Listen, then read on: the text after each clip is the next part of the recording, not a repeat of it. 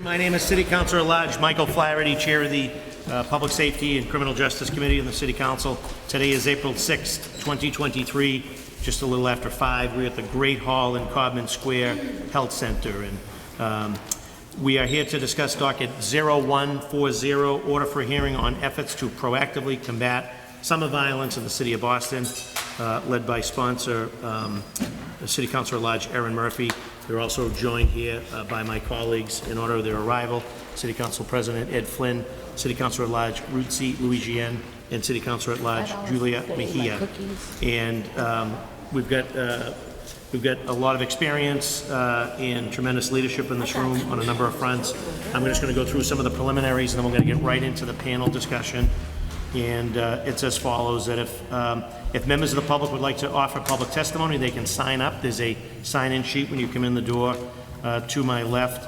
Members of the public may also provide testimony via written comments to the committee that will also be made part of the public record and shared with members of the council. Members of the public should also feel free to email Christine O'Donnell at Christine, CHRISTINE .O'Donnell, ODONNELL at boston.gov to provide written testimony. Members of the public can also email the committee at ccc.ps@boston.gov to provide written testimony. And with that, I know my colleagues were willing to waive initial openings, just so, because I know that we have folks that have strict time commitments. There is a hard stop for the Great Hall, as well as there's an important event that I know a number of folks have to get to, but nothing more important than discussing our city and our plan for summer violence. So with that, I'm going to introduce our police commissioner, Commissioner Michael Cox, Commissioner of the Boston Police Department. He's also joined on the dais. I believe I saw James Chin. Where is James Chin? James is out here, obviously Sergeant Bureau of Community Engagement, also represented by the Boston Public Health Commission, our Chief Dr. Ujikudu, and we also have Isaac Yablo, Director of the Mayor's Office of Public Safety. And I think that is our first panel, as I'm looking down. Am I missing anybody? Mark from Boston Public Health. Oh, I didn't see Mark Scott. Where is Mark? Yeah. Oh, Mark, how are you, Rev? Reverend Mark Scott is also here as well to join us. So with that, I'm going to throw it over to the Commissioner for opening comments on behalf of the Police Department, followed by Dr. Ujikodu from our Public Health. Would you like me to go right to the presentation? You go right into it. That'd be great. You have the floor. Good afternoon, everybody. I'm Commissioner Michael Cox, and it's good to be here. So in order to talk about certainly our plan for the summer, I think it's important to talk about what we do on a daily basis. One of the things that we do in general is we have a strategy about how policing is done and who we're doing it for, and I just want to take a few moments to actually go over it and talk about that. Yeah. Can you move to slide? Yeah. So our year-round strategy, I think it's important for people to understand, is we use a real-time intelligence deployment strategy highlighted by the Boston Regional Intelligence Center. And the purpose of that is that we focus on crime where it happens, and certainly fear of crime where it happens, and for the purposes of making sure we put the right resources in the right places to actually deter and prevent it for the future. We certainly try to target the drivers of violence, because it's been shown that a small number of people actually proliferate quite a bit of the violence in the city in general. And so we try to make sure that we work in a smart way, targeting the appropriate people. We do a great deal of work, trying to ascertain people who are carrying firearms, and I'll show you some stats in a second about how we're doing with that daily. And we work with our partners. Community policing is not only about building trust, but it's also about partnership with the city, with all the partners within the city, with all the community members on ways we can keep everyone safe by having partnerships, listening, getting feedback on what the problems are and how we can address it. Certainly this summer and stuff that we should be doing it all the time, but coming up in the this summer, you should see a much more visible presence of officers, and certainly in locations where crime is way more visible or more prevalent in so many ways. And then we do a great deal to try to partner with the city and other partners in making sure that we support victims and survivors of incidents that happen in general. Our community engagement group, which you probably have seen throughout the history of Boston, is very strong, and we have a whole host of services and activities that we do in all parts of the community in the city. But particularly we're trying to do it in certainly areas where there could be more prone to violence in general. When I say partner with, certainly many members of the community, we have a strong partnership with, for example, like Youth Connect, who works in some of our district stations providing services for youth that need it in so many different ways, to help prevent or keep them from harm's way in some way, shape, or form. And then we have the traditional quality of life issues that we try to listen and address, from loud music to scooters and things of that nature that we hear so often about, trying to make sure we partner and create plans to address some of the issues out there, or resolving that and involving those things. And you put those together, getting feedback from the public, getting feedback from community members, working with our partners together, that is what we call community policing. Next slide. So what's different about the summer versus if we do that daily? What's different about, what we do daily from the summer? Well, it's pretty obvious. Summer, it's a little different beast because it's just more hours of daylight. The issues that probably every parent has, we have it in general. There's more hours of daylight. There's school kids that aren't in school, although I know there is summer programming in Boston Public School. I would say the majority of the kids may not be participating in that. So you have a lot more people outside with a lot more unstructured time. Clearly the weather is warmer, and the issues related to that, longer daylight hours, warmer weather, more opportunities for people to come together. And if you add alcohol or any kind of drugs related to that, you create an environment where you have more opportunities for people to actually have disagreements, arguments, fights, things of that nature. And so, the combination of these things, plus the fact that, summer is our busiest time when it comes to special events in general throughout the city, it's a little bit more of a complicated period of time for the police department in general. And so how do we, plan on addressing some of these things? Well, again, we are trying to make sure we deploy our resources in the appropriate way.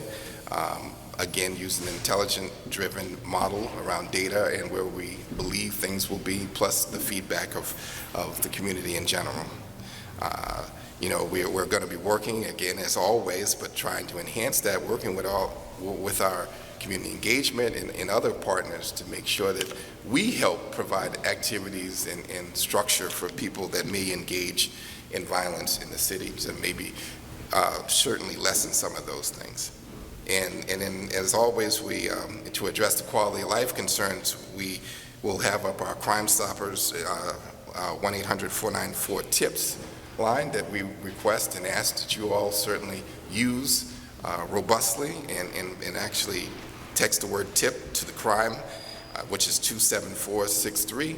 If you see any crimes in progress that you'd like us to address or provide tips in an anonymous fashion, so we can absolutely try to address some of those things.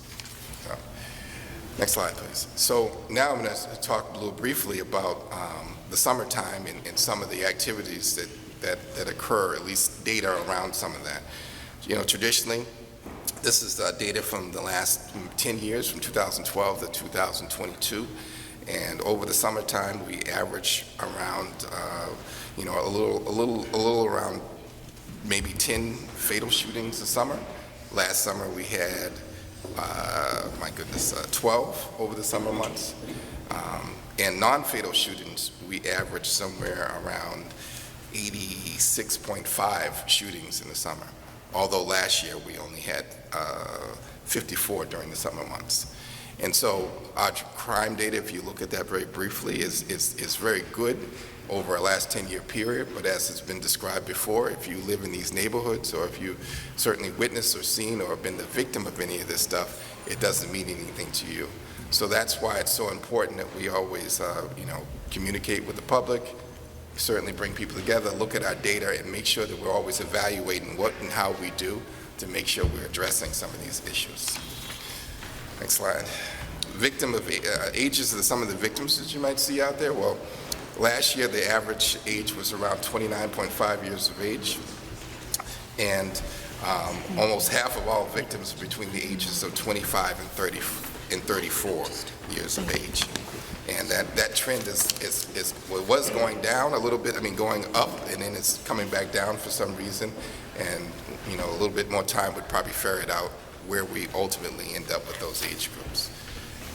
Next slide. We talked a little bit about, our focusing on guns and gun crimes in the community. And, over the summer, we averaged around 225.5 gun arrests a year. And then we have averaged around 150 arrests in general. Last year we had 182 firearm gun arrests, which was way above our normal average of the 150 for the summertime. And hopefully we will continue to focus on the people who are drivers of the violence and gun carrying in the city. And so hopefully we'll stem the tide around gun violence around general. Next one. And lastly, for the most part, we talked about the importance of partnership. The police department's been very good for the last 30 years trying to be innovative and partnering with people to address crime and fear crime in the city in so many different ways. Some of those partnerships may have dropped off over the years, but we're doing everything we can along with the city to make sure that we, reestablish those partnerships, build more, create new ones so we can address the issues that are unique to Boston on a real-time basis. And so, we're always working with the city and all the city agencies, which Isaac, you will certainly talk about many of the things the city has planned coming up, as well as with clergy and all our faith-based members. We have Shannon Community Safety Initiative partners that we work with quite a bit, people that have received funding from us to actually work with different members of the community to help drive down some of the crime issues, as well as Youth Connect I talked about, and obviously all the other city services that are out there. And so lastly, just to give you a small, taste of some of the things that we do as a police department to work with youth where they are, during the summer, and I'm not going to list all of these out, but we have quite a few activities in general, from Junior Police Academy to sporting events to peace walks, to local ice cream truck, things of that nature. You can go to the next slide. We're doing everything that we can in a non-traditional policing way to partner with the city of Boston to address crime, fear crime, and building trust with youth and try to help structure their time, in the summer months, so maybe they aren't can take advantage of the opportunity to use their time inappropriately. So that's a brief overview of some of the things that we're doing for the summertime around the strategy of certainly addressing some of the violence that has traditionally happened. And, but I will mention quite briefly, and I'm sure maybe someone else will explain, that we recently just came off of a little seminar here this week around ways in which we can partner with all our partners throughout the community and with the city itself on bringing back many different ideas and structures that might address this even more. So I think next up is Isaac. Thank you very much, Commissioner Cox. And we'll now go to our Executive Director of the Boston Public Health Commission, Dr. Pasola Ojikudu. No, it's fine. Good evening, everyone. And good evening, Chairman Flaherty and other esteemed city councilors. For the record, my name is Dr. Basola Ojikudu. I'm the Commissioner of Public Health for the City of Boston and the Executive Director of the Boston Public Health Commission. I'm joined here this evening with Mark Scott, who is the Director of the Division of Violence Prevention at Boston Public Health Commission. It's good to see many familiar faces in the audience. I'm also joined by Roy Martin, who's the Director of a number of the programs that I will mention. So at the Boston Public Health Commission, we're committed to addressing violence comprehensively, and we do this through a public health lens. We focus on primary prevention, so that means preventing violence before it occurs, secondary prevention, reducing its immediate harms, and then tertiary prevention, which means decreasing the longer-term impact that's oftentimes overlooked. And we do this in close coordination with communities, because those are the people who are most impacted, and certainly our partners in government. This is a year-round effort, as Commissioner Cox already mentioned. We work in a very focused way, certainly during the summer because of higher risks during the summer, but this is what we do every day, all year long. Today I'd like to highlight a few of the key programs of the Boston Public Health Commission because these are going to be very important throughout the summer months. And as I mentioned, we have a very dedicated staff at the Boston Public Health Commission who've really, spent their entire careers trying to make Boston a safer place, to address the trauma caused by community violence and supporting other residents to take leadership roles in this effort. I think it's also important to note that all of our work is guided by racial equity, acknowledges structural racism as a root cause of violence, and utilizes trauma-informed practices.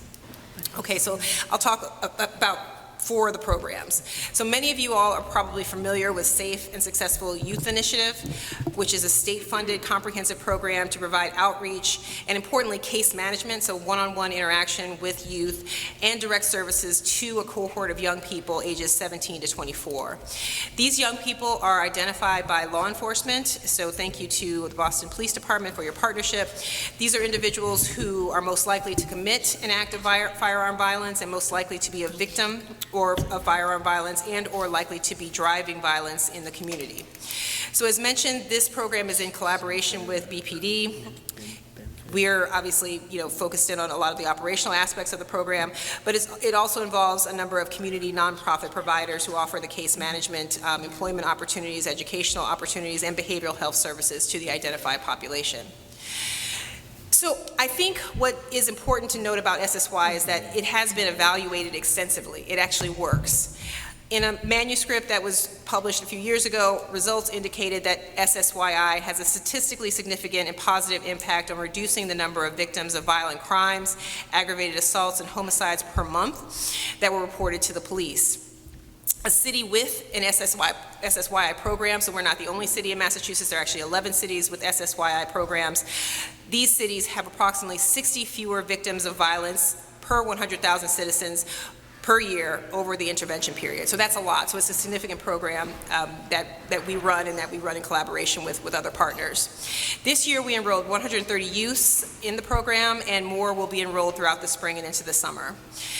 I think it's also important that what we have done is really built on the success of SSYI to expand the age range of the interventions. Most of you all probably know that the average age of a shooting victim and a perpetrator is actually 32.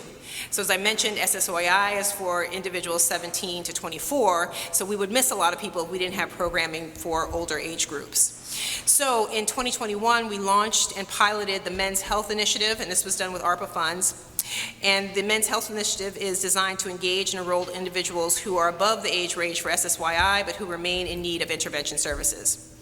Similar to SSYI, the focus of the Men's Health Initiative is on case management and stabilization services, also increasing employment opportunities and enrolling individuals in career training, and importantly, reentry planning. I think it's also important for us to realize that the Men's Health Initiative is the only program in the city of Boston that provides this type of service to this particular age range and demographic group. So it's something we definitely want to continue to fund. In addition, due to the increase in youth firearm arrests and the very concerning uptick in assaults within the community and in and around Boston Public Schools, we're launching a new program this year. It's called Promoting Potential Boston, or P2 Boston. It has a very aspirational, positive message. And we've set a timetable to be fully operational by the first day of school in September of this year. So what do we plan to do? With funding from the state, we will be providing direct services and case management to 40 to 50 youth per year to address violence involving youth in schools and the surrounding communities. The goal is to focus very intensively and intentionally on students who have violated the most serious offenses of the BPS Code of Conduct, especially weapons violations. And the idea is to reduce the threat of violence and increase their chances of success in school and in life.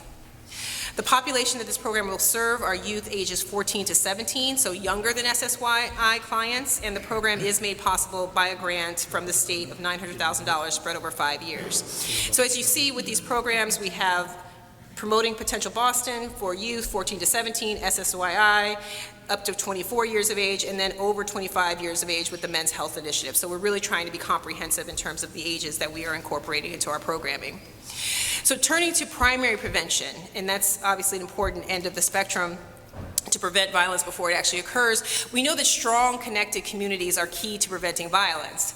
And to that end, we have a violence intervention and prevention program, also known as VIP. VIP works to prevent violence through building and sustaining strong communities where the residents are knowledgeable about the root causes of violence and they are empowered to address them. So they are the leaders in this programming. VIP uses a trauma-informed community engagement strategy to shift away from the expectation of violence and to instead address persistent social and environmental issues that contribute to elevated levels of violence. Where does VIP work? Well, it's in 6 micro neighborhoods: Orchard Gardens, Madison Park Village, Upham's Corner, Grove Hall, Baldwin, Geneva, and Mattapan. Over the summer, we will support our community partners in bringing together folks to have events that engage residents and promote healthy, safe togetherness and collaboration within community environments. So we also do work in secondary and tertiary prevention within communities. And I think one of the most important programs that many of you know a lot about is the Neighborhood Trauma Team Network. And essentially, NTT, or NTTN, is there to provide comprehensive trauma support to impacted residents. So this is a network of 19 community-based organizations, health centers, and hospitals who work together to respond to the immediate aftermath of gun-related homicide, shooting, or stabbing events. But not just to the immediate, but they also follow up and do a lot of work with communities well beyond the time period of the immediate event. I want to note that we're always looking to strengthen our ability to be responsive to incidents of community violence and to provide support to residents and to whole neighborhoods and communities, and to ensure that no Bostonian falls through the cracks. So in closing, thank you for allowing me to speak about the important work being done by the Boston Public Health Commission. I sincerely appreciate the work done by the city councilors, and I appreciate Mayor Wu's commitment to evidence and community-informed practices, and look forward to continuing to work with the city council and our many, many valued community partners on collaborative efforts to protect our residents. Thank you. Thank you, Dr. Pasola Ojikudu. And then does Mark have anything to add? I'm sorry. Does Mark? Sure. Good, very good. Mark Scott, hang tight. I know we've also been joined. I get 2 chiefs at the end there. I see Brianna Miller and also Shemaine Benford, Chief of Community Engagement, also Chief of in Emergency Management. But we're going to go to Isaac Yablo, Director of the Mayor's Office of Public Safety. Welcome. Good evening, Chairman Flaherty, councilors, and community members who have joined us today. For the record, my name is Isaac Yablo. I serve as the Mayor's Senior Advisor for Community Safety. The safety of our residents is a top priority, as is reimagining and grounding our community safety efforts in a public health approach.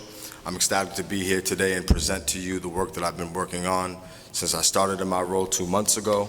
And similar to Dr. Ojikudu, I want to make it adamantly clear that my work is guided by the understanding that racism is a central root cause of violence, and that investing directly in communities that have been historically impacted by systemic racism is imperative. My role as Senior Advisor centers around 4 primary responsibilities: to serve as the Mayor's liaison and voice on community safety, to coordinate strategic plans for violence work, to ensure that the development of effective protocols are responsive to resident needs, and to participate in driving the city's overall policy agenda. As my colleagues have also mentioned, within the Mayor's Office, we prioritize close collaboration and coordination with our partners internally and externally within the community. This is a year-round priority, but we definitely recognize that there is a hyper need during the summer months, considering there have been increases in violence, in violence during the summers past. So this summer we have identified 4 goals as a city. Number 1, to scale up pro-social activities, mentor programming, and employment opportunities for persons residing in communities historically impacted by community violence. We're going to do so, obviously, through our Success Link program. So this year, we're going to be hiring 7,000 young people. And with that, not only are we going to be hiring young people, we're going to be taking very proactive approaches to engage young people that are not traditionally engaged in this process. We're also going to be, obviously BCYF will have a very robust summer plan. Number two, second goal, to ensure our neighborhoods are supported and connected to resources to help them respond to and recover from incidents of community violence. Dr. Ojikutu mentioned the Neighborhood Trauma Team Network.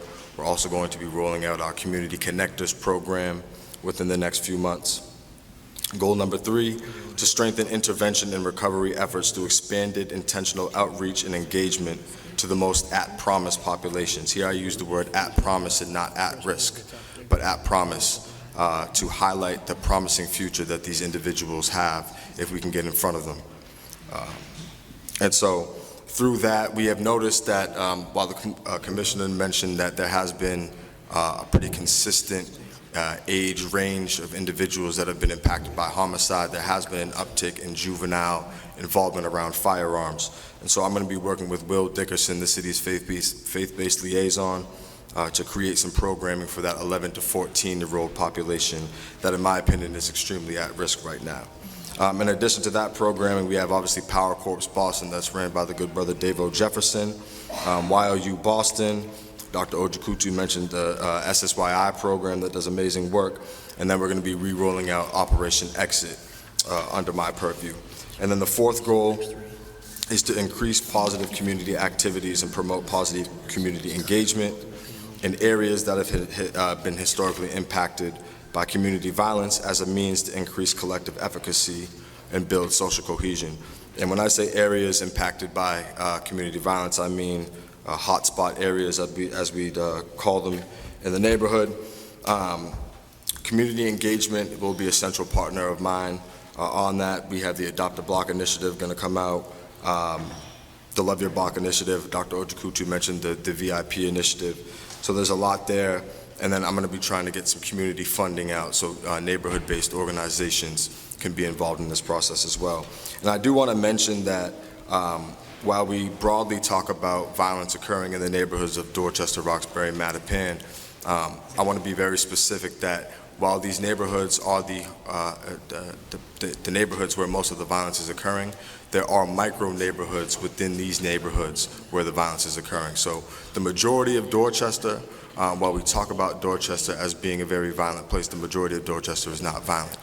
It's actually these very small face blocks, whether it's a specific street, throughway, housing development, where all of the violence is occurring. So that's what I mean by hotspot locations that we're going to be targeting for pro-social activities this summer.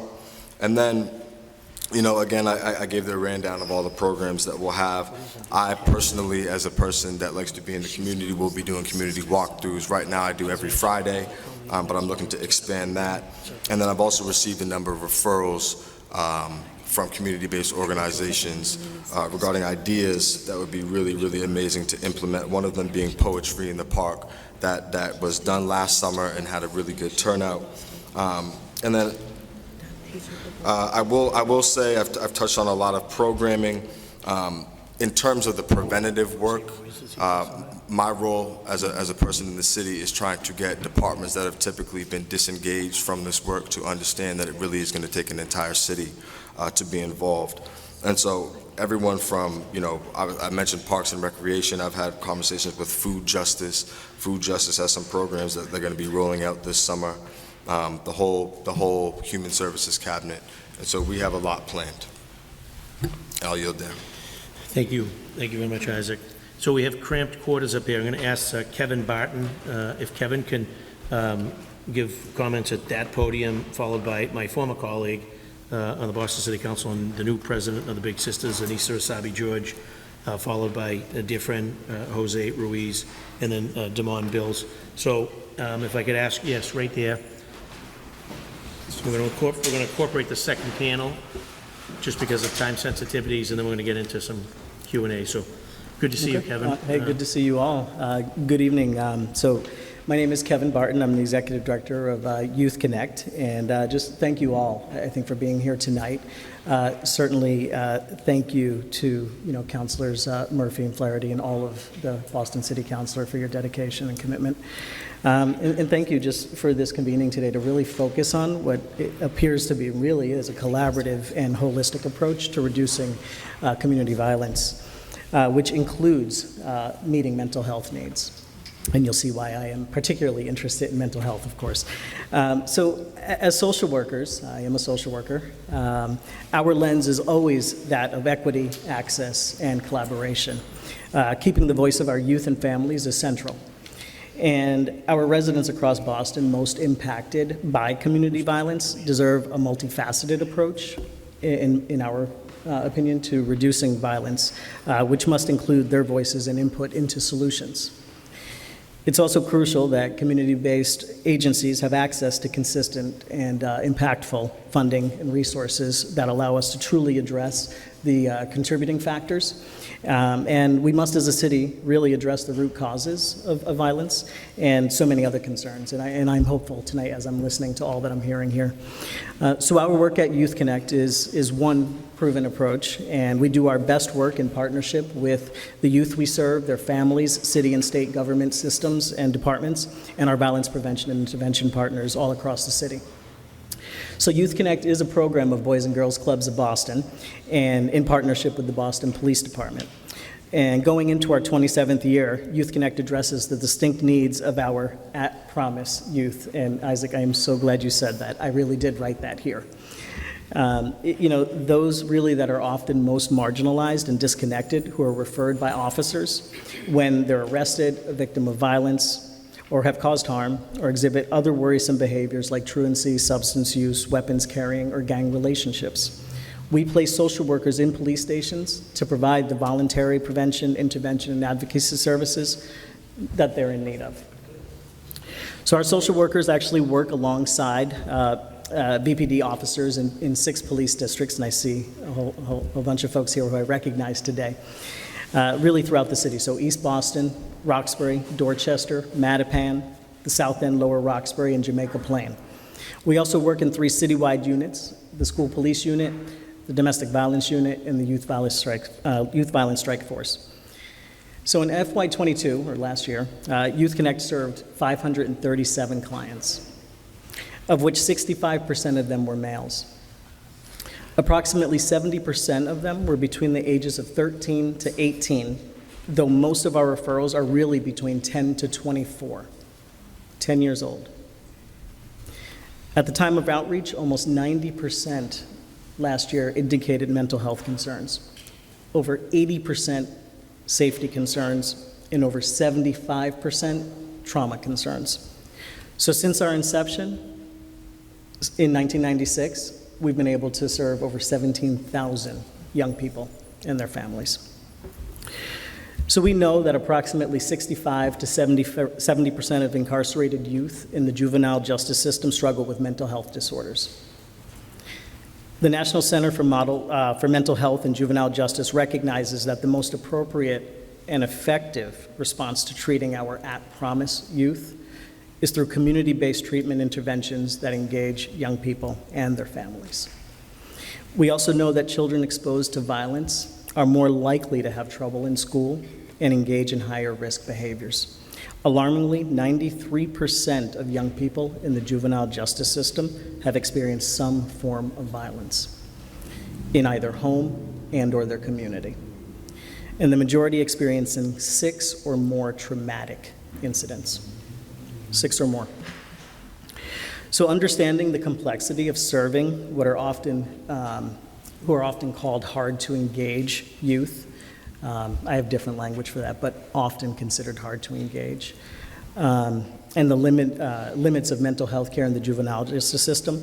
Our Youth Connect's program model is really comprehensive and allows our social workers to create customized individual goals that incorporate each young person's existing strengths, their skills, and supports, while putting in place new resources to expand the safety net of supportive services and increasing their skill sets to manage all that they're asked to manage. Youth Connect clients are young people often in need of comprehensive services and support so they can actually pursue a more productive path that we know they can. We find that our youth and their families are frequently falling through the cracks, right, in their attempts to find some safe housing, affordable housing, meaningful employment, appropriate educational settings, and ongoing supports for young people with CORIs, right, when you have a record. And also the mental health services that address families, not just the individual. So in order to get back on track, many of the young people we work with and their families often have to navigate multiple agencies, public agencies, right, like DYS, DCF, Boston Public Schools, while also at the same time dealing with fears about their safety, their basic social service needs, and other critical issues, right? So our work at Youth Connect is both prevention and intervention. Our objectives are really, quite simply, for young people to exhibit fewer high-risk factors, take ownership of their decisions, engage with key community resources and partners, and be really better equipped to make some positive life choices that we know they can. We have a 4-tier model. Starts with an intake and assessment, but it also includes therapy services, both individual and family, clinical case management, and resource coordination. And we evaluate success based on the level of completion on our objectives, right? So providing trauma-informed mental health and advocacy services, conducting safety planning with young people regarding victimization, perpetration, and retaliation, right? Building additional supports for young people to ensure a safety net of caring professional adults, right? Like all of the adults that are in the room today, right? And in our other community-based organizations, the Boys and Girls Clubs, right? And also enhancing family stability and supports. It's not just the young person. They come with their families. And also coordinating services for families between varied social service agencies and reducing the high-risk behaviors that are associated with arrest and incarceration. So we really work to address the underlying problems and social issues that contribute to juvenile crime and high-risk behaviors by working with the entire family, because we know that you experience the most outcome, right, the most positive outcome, when you engage not just the young person, but their whole system of care and support. And so our ability to really provide mental health and other supportive services in a non-traditional and less formal approach creates really an opportunity for us to establish the relationships that they need to establish, right? We do this in the long haul, right? There are no insurance mandates. It's free. It's voluntary. So we can really meet a young person and their family where they're at, right, and not worry about mandates or insurance. And through our work, the social workers really do provide a bridge that connects young people with opportunities.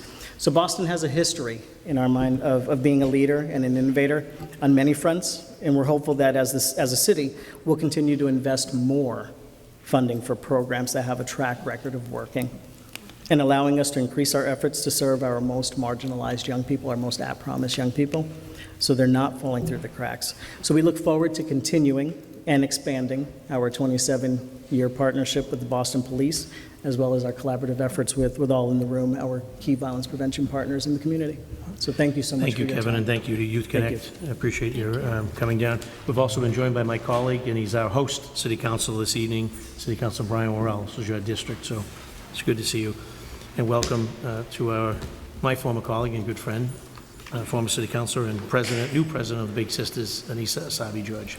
Thank you very much, Mr. Chair, Councilor Murphy, and councilors, as well as everyone who's here this evening. As Councilor Flaherty mentioned, my name is Anissa Asabi-George, and I'm very proud to be the CEO and president, recently named the CEO and president of Big Sister of Greater Boston. Big Sister has been serving girls since 1951. And of the 200-plus national affiliates of the Big Brother, Big Sister organization, we are the only organization that remains serving solely only girls. We appreciate the experiences and the needs of the girls that we work with, and we are very intentional in our approach. We are a partner organization to 69 cities and towns in the Greater Boston area, and we primarily serve girls between the ages of 7 and 24. We serve them in a number of different ways, through our community-based mentoring program, through our site-based and school-based mentoring programs, through our high school mentoring program, our workplace mentoring program, our New Girls Network, our Big for a Day program, and our Big Futures, which really focuses on our oldest girls that we serve. We support through this work our little sisters, our big sisters, our caregivers, our families, and our partners, and we serve them through that work. Recently, I participated in a panel and was reminded of a quote that Bill Russell used to share. Sorry, Bigs, Littles, and Big. Bill. There is no such thing as other people's children. Big Sister and other mentoring programs serve all of our children. We are the answer to so much of what they're experiencing, whether it's disconnection, isolation, or rejection. We fulfill the need that we all have to belong and to be connected to one another. Through Big Sister of Greater Boston, our average pairings last 3 years. Many of them last 5, 7, 10, and are endless. And I'm grateful for those endless relationships that we graduate out of our programs. But we know through national data that it's 18 months that makes a difference in a young person's life when they're mentored and partnered with a caring and interested adult. I know as a former classroom teacher that it's one day, one experience, one exchange that it can impact a young person's life. All of this is at the core of what we do at Big Sister. Through our work, our girls have greater confidence, they have greater engagement in school, greater engagement in community, they have improved relationships with their family and with their peers. Our girls broaden their vision for their own future and for the future of their peers and their family, and they make healthier life decisions. Through our work, we create, we foster, we enhance opportunities for positive change for our girls, for our families, for our communities, and for our city. Look forward to questions and further discussion. Thank you. Thank you, President Lisa Rasabi George. Jose Ruiz, Community Service Office, Boston Police Department.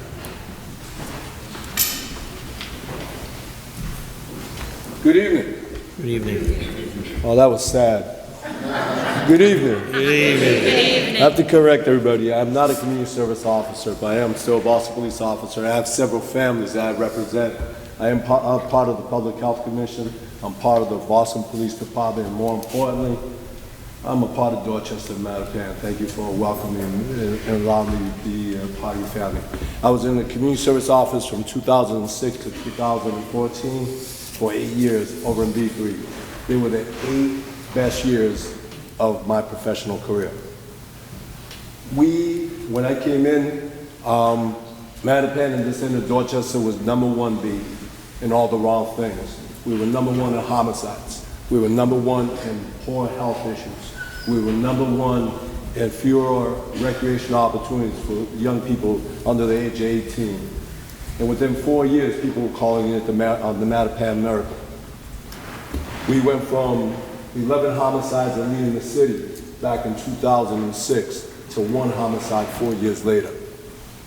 And I was insulted by the fact that people were calling it the Mattapan and Dorchester Miracle. I called it the wonderment of people coming together.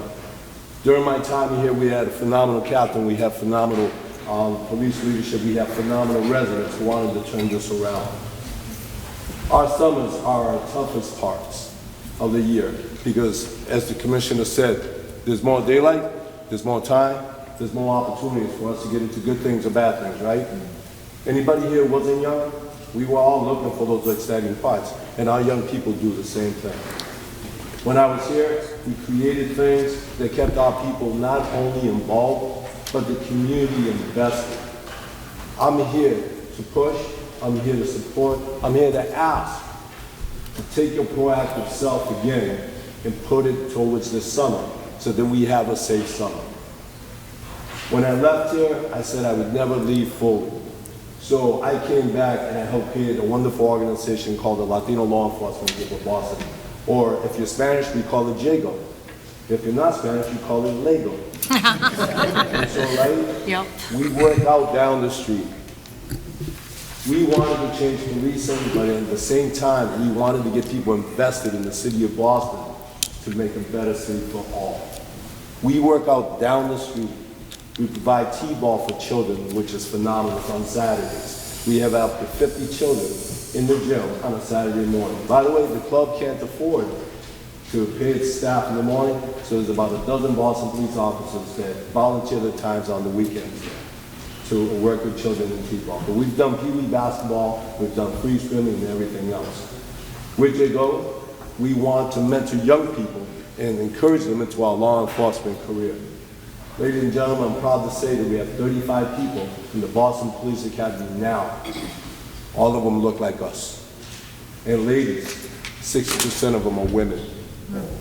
We talked about police reform before it became the hot topic.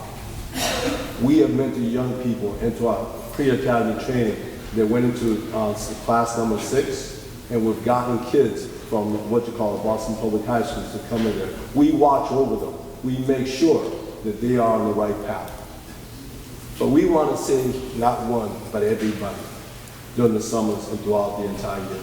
So I'm here to implore you to get involved, to mentor, to participate, to organize, to give money, to help find money, to make sure that Boston is a safer city, if not in Massachusetts, in the United States. Thank you. Thank you, Jose. Thank you for the work you're doing. Come on, Bill.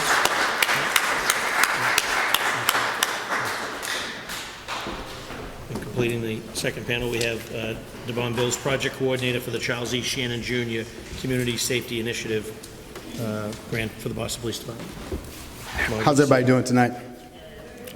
I'm not going to run through the whole thing that the Shannon does because Commissioner already spoke of it on some of it. Isaac spoke on some of it as well. But Shannon is a community safety grant administered by the Executive Office of Public Safety and Security. This is the 17th year of its operation. It's about $1.7 million that we fund at least 1.2 directly to community-based groups and community agencies. Some of them being Mothers for Justice and Equality, the Louis D. Brown Peace Institute. Some of the city-based organizations would be YOU Boston, Boston Centers for Youth and Families, as well as Boston Public Health Commission. It's a grant in name, but in theory it's a reimbursable fund. This leads to a lot of misinformation about how it's given out or how it's operational. 5 years ago, the City Council supported the Shannon Grant in matching the funds and starting the Youth Development Grant, which is a beautiful thing that the council did. It still goes on now, but it's a little bit less than it was in the past. The Shannon Grant started back when it started in 2006 with $3 million. We're currently down to $1.8 million. It never has reached that funding since that time period. We are in Boston, one of the largest sites, and we have the largest population. I left some literature here on the table.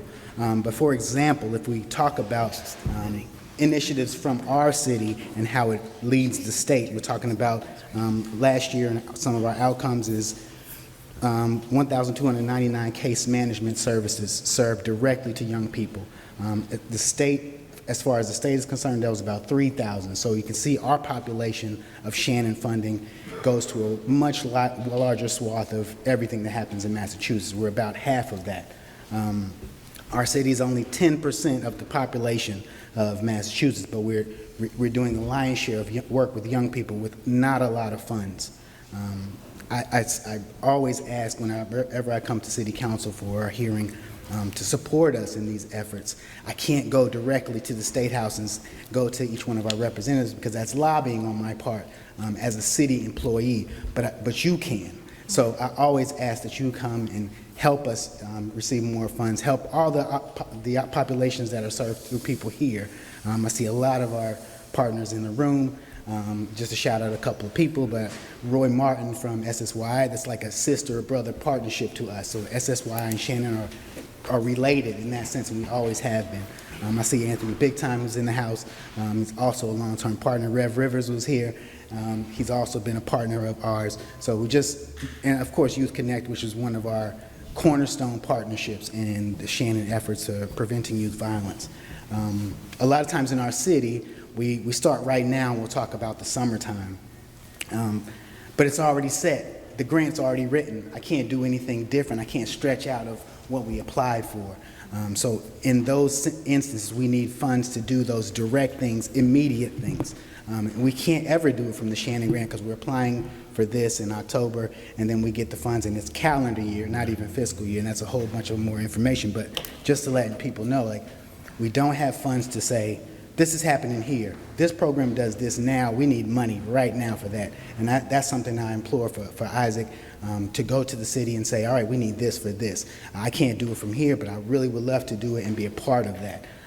I always feel like we've been a part of that. I've been a youth worker in the city of Boston since '98, and this is my heart. This is the root from where I started, and I always support any organization, all efforts that are being done to quell youth violence and to make our city the greatest, because we are. Thank you.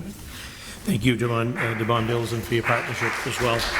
And before we get into council testimony, I just want to get into a little public testimony. And I was, obviously, we know it's Holy Week. I was reminded this morning that for clergy, it's like their Super Bowl.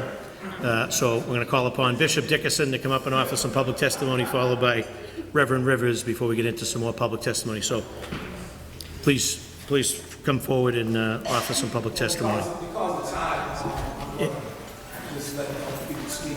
Okay. James was here earlier, but he's going to have some things to say. I don't want to take him to his time.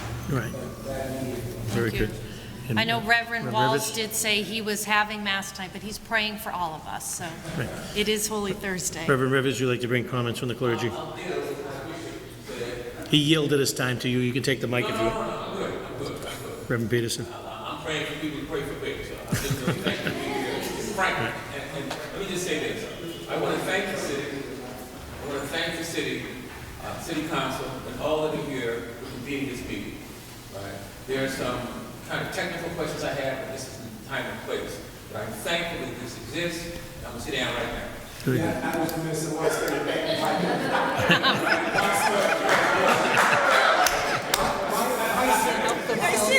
They cannot. And all of you that are here.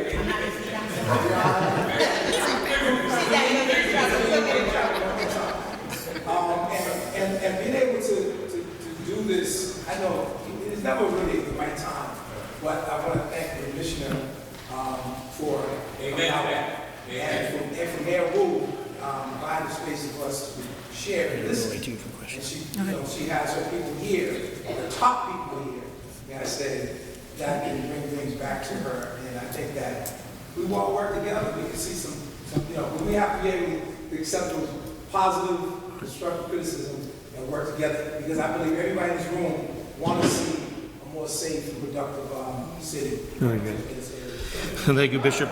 Thank you, Bishop Dickerson and Reverend Rivers. You guys keep yielding the time back. There'll be time for a third collection. So the chair at this time recognizes the lead sponsor for to lead off the council questions of the panels. Chair recognizes City Councilor Erin Murphy. Thank you, Chair Flaherty, and I just want to thank everyone for being here. When I filed this hearing order, I knew it was just to hold this space and to come together and hear from leaders in our city, our nonprofits, coming together and telling us all the great work that they are doing, but to also make sure we hear from the community, because we know good things are happening, but we also have people hurting and wanting to know how this can be better for them. I know that we're advocating on the council to make sure in the summer months that we have more jobs for our kids, that they're engaged. And I'm just inspired by everyone who's already spoken, knowing that that's what we need. We need to offer jobs. We need to, Jose mentioned his official title on the invite was police officer, but I know, he started the South End baseball. He knows, how do you get to kids? And there's someone here I saw, we met earlier today in the council, or I know him before, but, he's getting kids on bikes. He's finding, what is it, if it's workforce development, what do kids like, if it's art, and I know I advocate all the time for more athletics, more art, whatever we can get kids involved is so important. So thank you all for being here. I don't want to take up too much time because I do want to also hear from the community, but just know that we as a council, we care about the safety of all of our neighborhoods, and know that in the summer months, because kids are out of school, we've talked about that, there's more time, and they want hope. And for me, it's how do we get kids to know that there are people out there who care about them, and there's services that we can connect them to. So thank you, Chair. Thank you, Councilor Murphy. Chair recognizes City Council President Ed Flynn.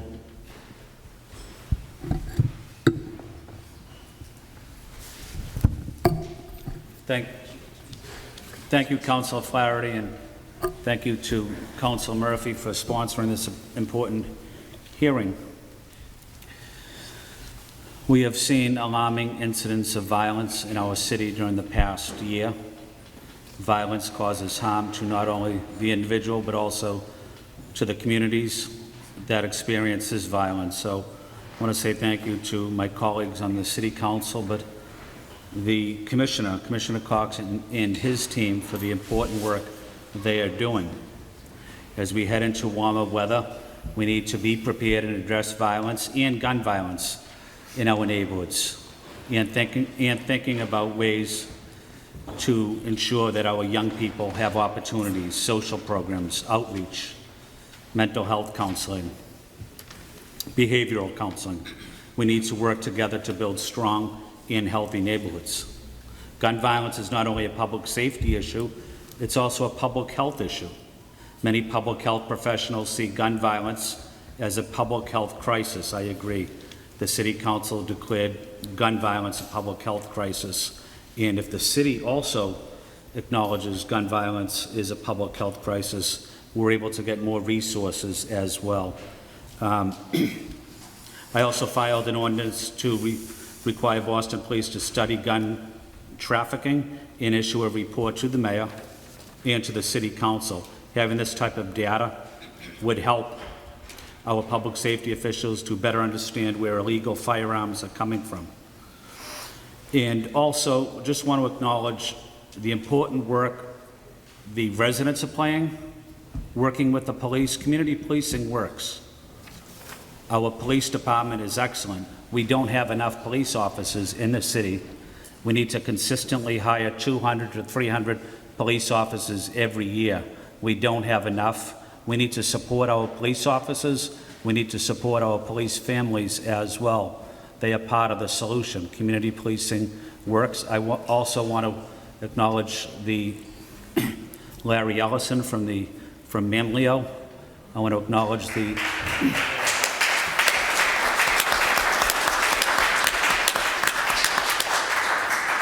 our minority police officers play a critical role in this city.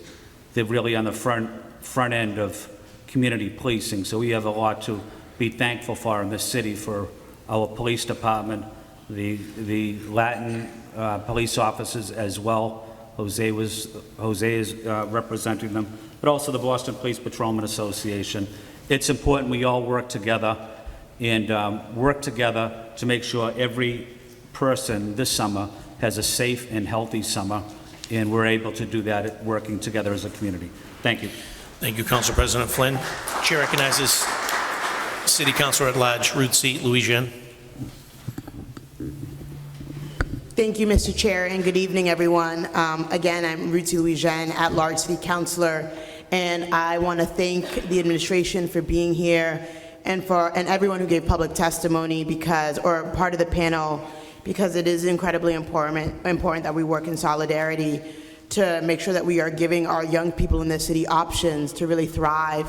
I think everyone on the panel spoke to the importance of providing activities for our young people, and I think that even signifies a new day, and recognizing that what we need to do is provide our young people with options of things that they can do. Councilor Orell and I yesterday sponsored a resolution recognizing April as Second Chance Month for those who are returning home from incarceration. And my office, yes.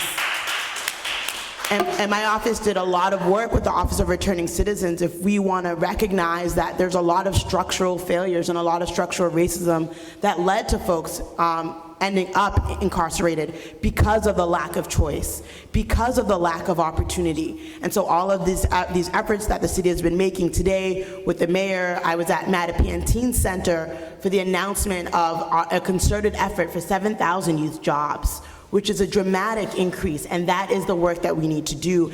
As a young person growing up in Mattapan, we didn't have a Mattapan Teen Center. I was actually here at Common Square Health Center doing youth programs because in Mattapan we didn't have that. And so expanding the opportunities and the places that our young people have for joy is a critical component of this work. Isaac, your reframing of the issue to one of community safety is incredibly important.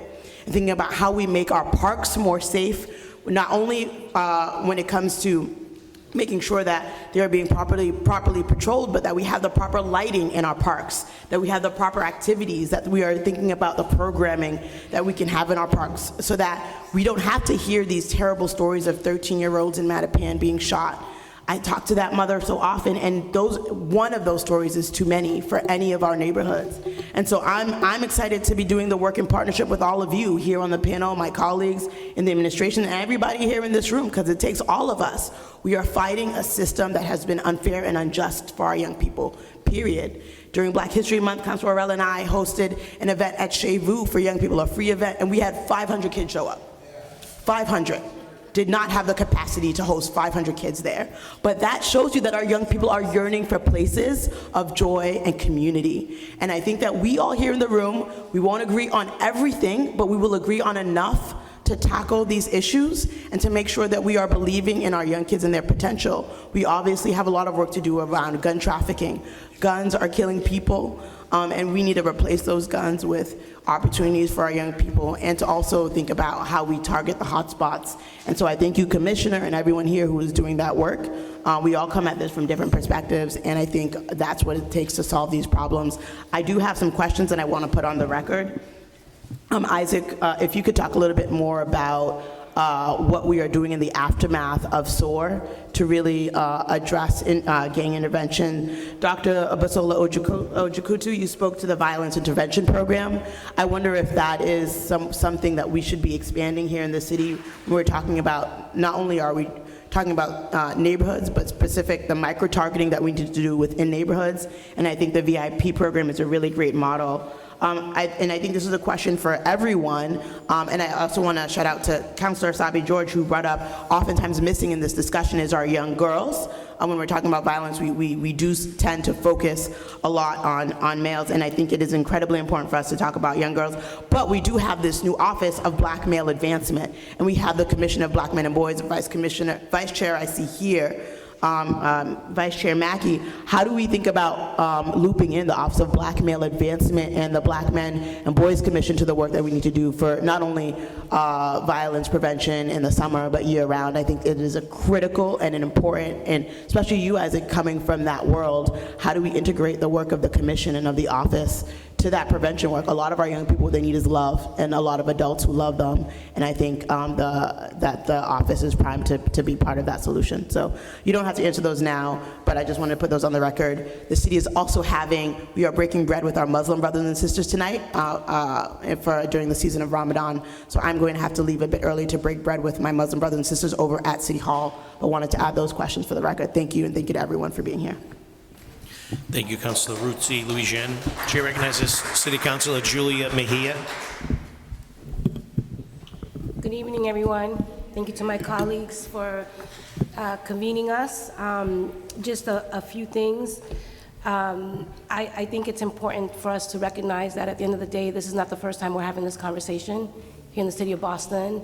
It feels like the only thing that changes are the characters and the outfits that we're wearing, but we're still dodging the same bullets.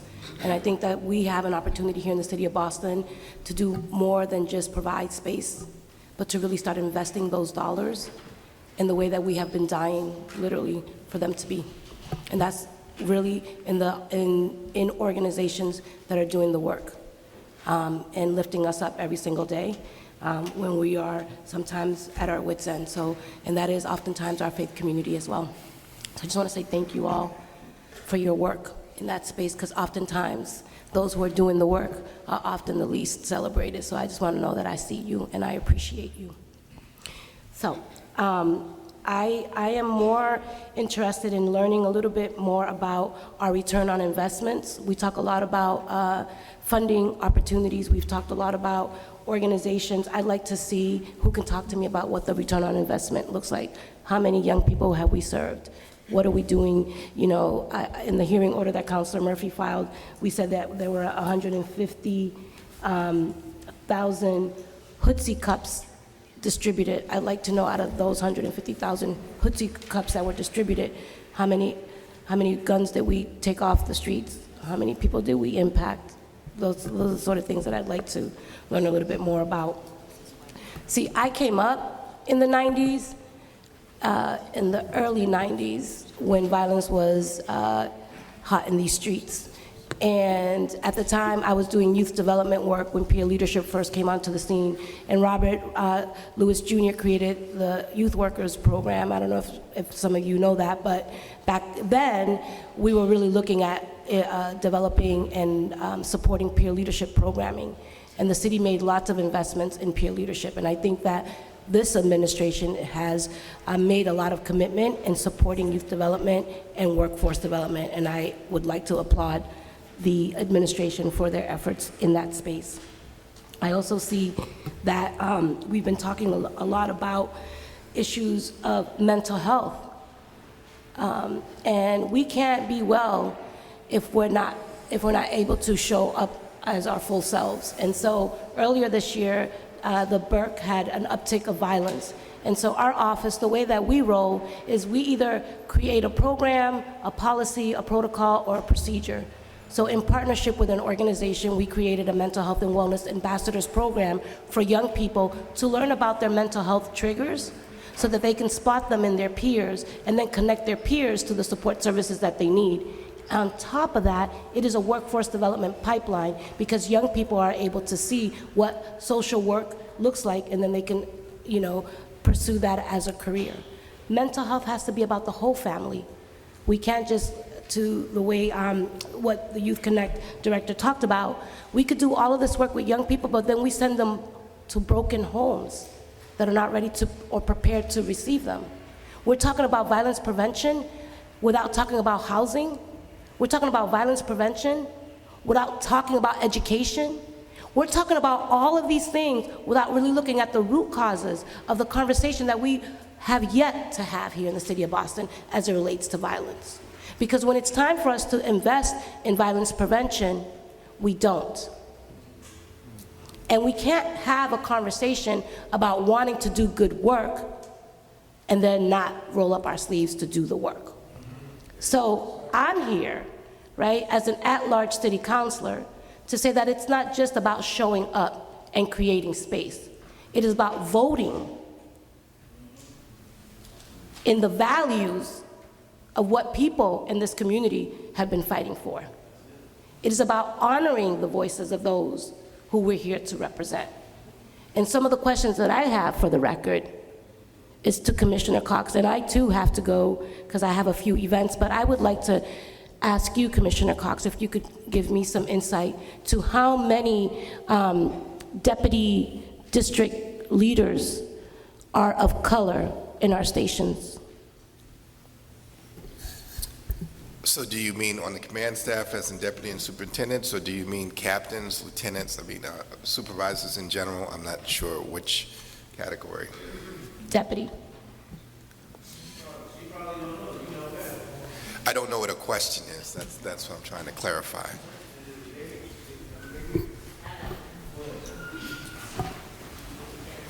What I'm trying to get at is right now when we look at our stations, I want to know how many people are in charge that are of color. Our command staff is fairly diverse. I'd say it's very diverse as far as command staff. If you're Captains. So we have one captain of color. One? Currently, yes. And how many stations do we have? I mean, I guess the purpose of your question is to say, you know, it's about promoting people. I would have to say that this is part of the issue around promotion processes and things of that nature, which I think, you know, we've been struggling with that for a while. people have to take exams, people have to pass exams, people have to, participate in the process and actually have a fair exam to make sure that they're successful across the board. And that's something I think traditionally the police department, not our department, I think law enforcement in general struggled with. So if that's the question that you're trying to get to, then I think I've answered it. But if you're trying to indicate that certainly this administration has something to do with some of that historical thing, then I'd have to. I appreciate that. I think somebody earlier said that the issues of racism are deeply rooted here in the city of Boston. It's a public health crisis, it's everything, right? And I think that sometimes when we need more diversity, it's not just about having people in positions who are of color to dictate, but when you have people of color, there's also a cultural sensitivity and an ability to be able to say, here's what may work here in this neighborhood. Because you can't read and learn everything about us in a textbook and then come through and think that you're going to know how to, help support us. So I think we have an opportunity here to really look at increasing the representation that we have in this space, and I think that that's one of the things that I'd like to lean into a little bit more. And I also want to uplift that my office worked on establishing the Black Men's Commission here in the city of Boston, and I'm incredibly proud of the work that has been done. And I think, again, talking about values and statements, we need more money to support the work that is coming out of that commission. So I'm looking forward to really looking at what that looks like. And I just want to give a shout out to Chief Milor in terms of community engagement, because one of the most important things that I see and I'm hoping in terms of what is an opportunity is that we can't just think that the city's going to fix this problem in terms of violence. This has to be everybody. And that includes the hair salons, the barbershops, the bodega, the laundromat. Anybody that does business with our community needs to be here, engaged in this conversation and setting the stage and participating in what role they're going to play in doing this work, right? And I feel like I'm gonna start preaching, and I'm not.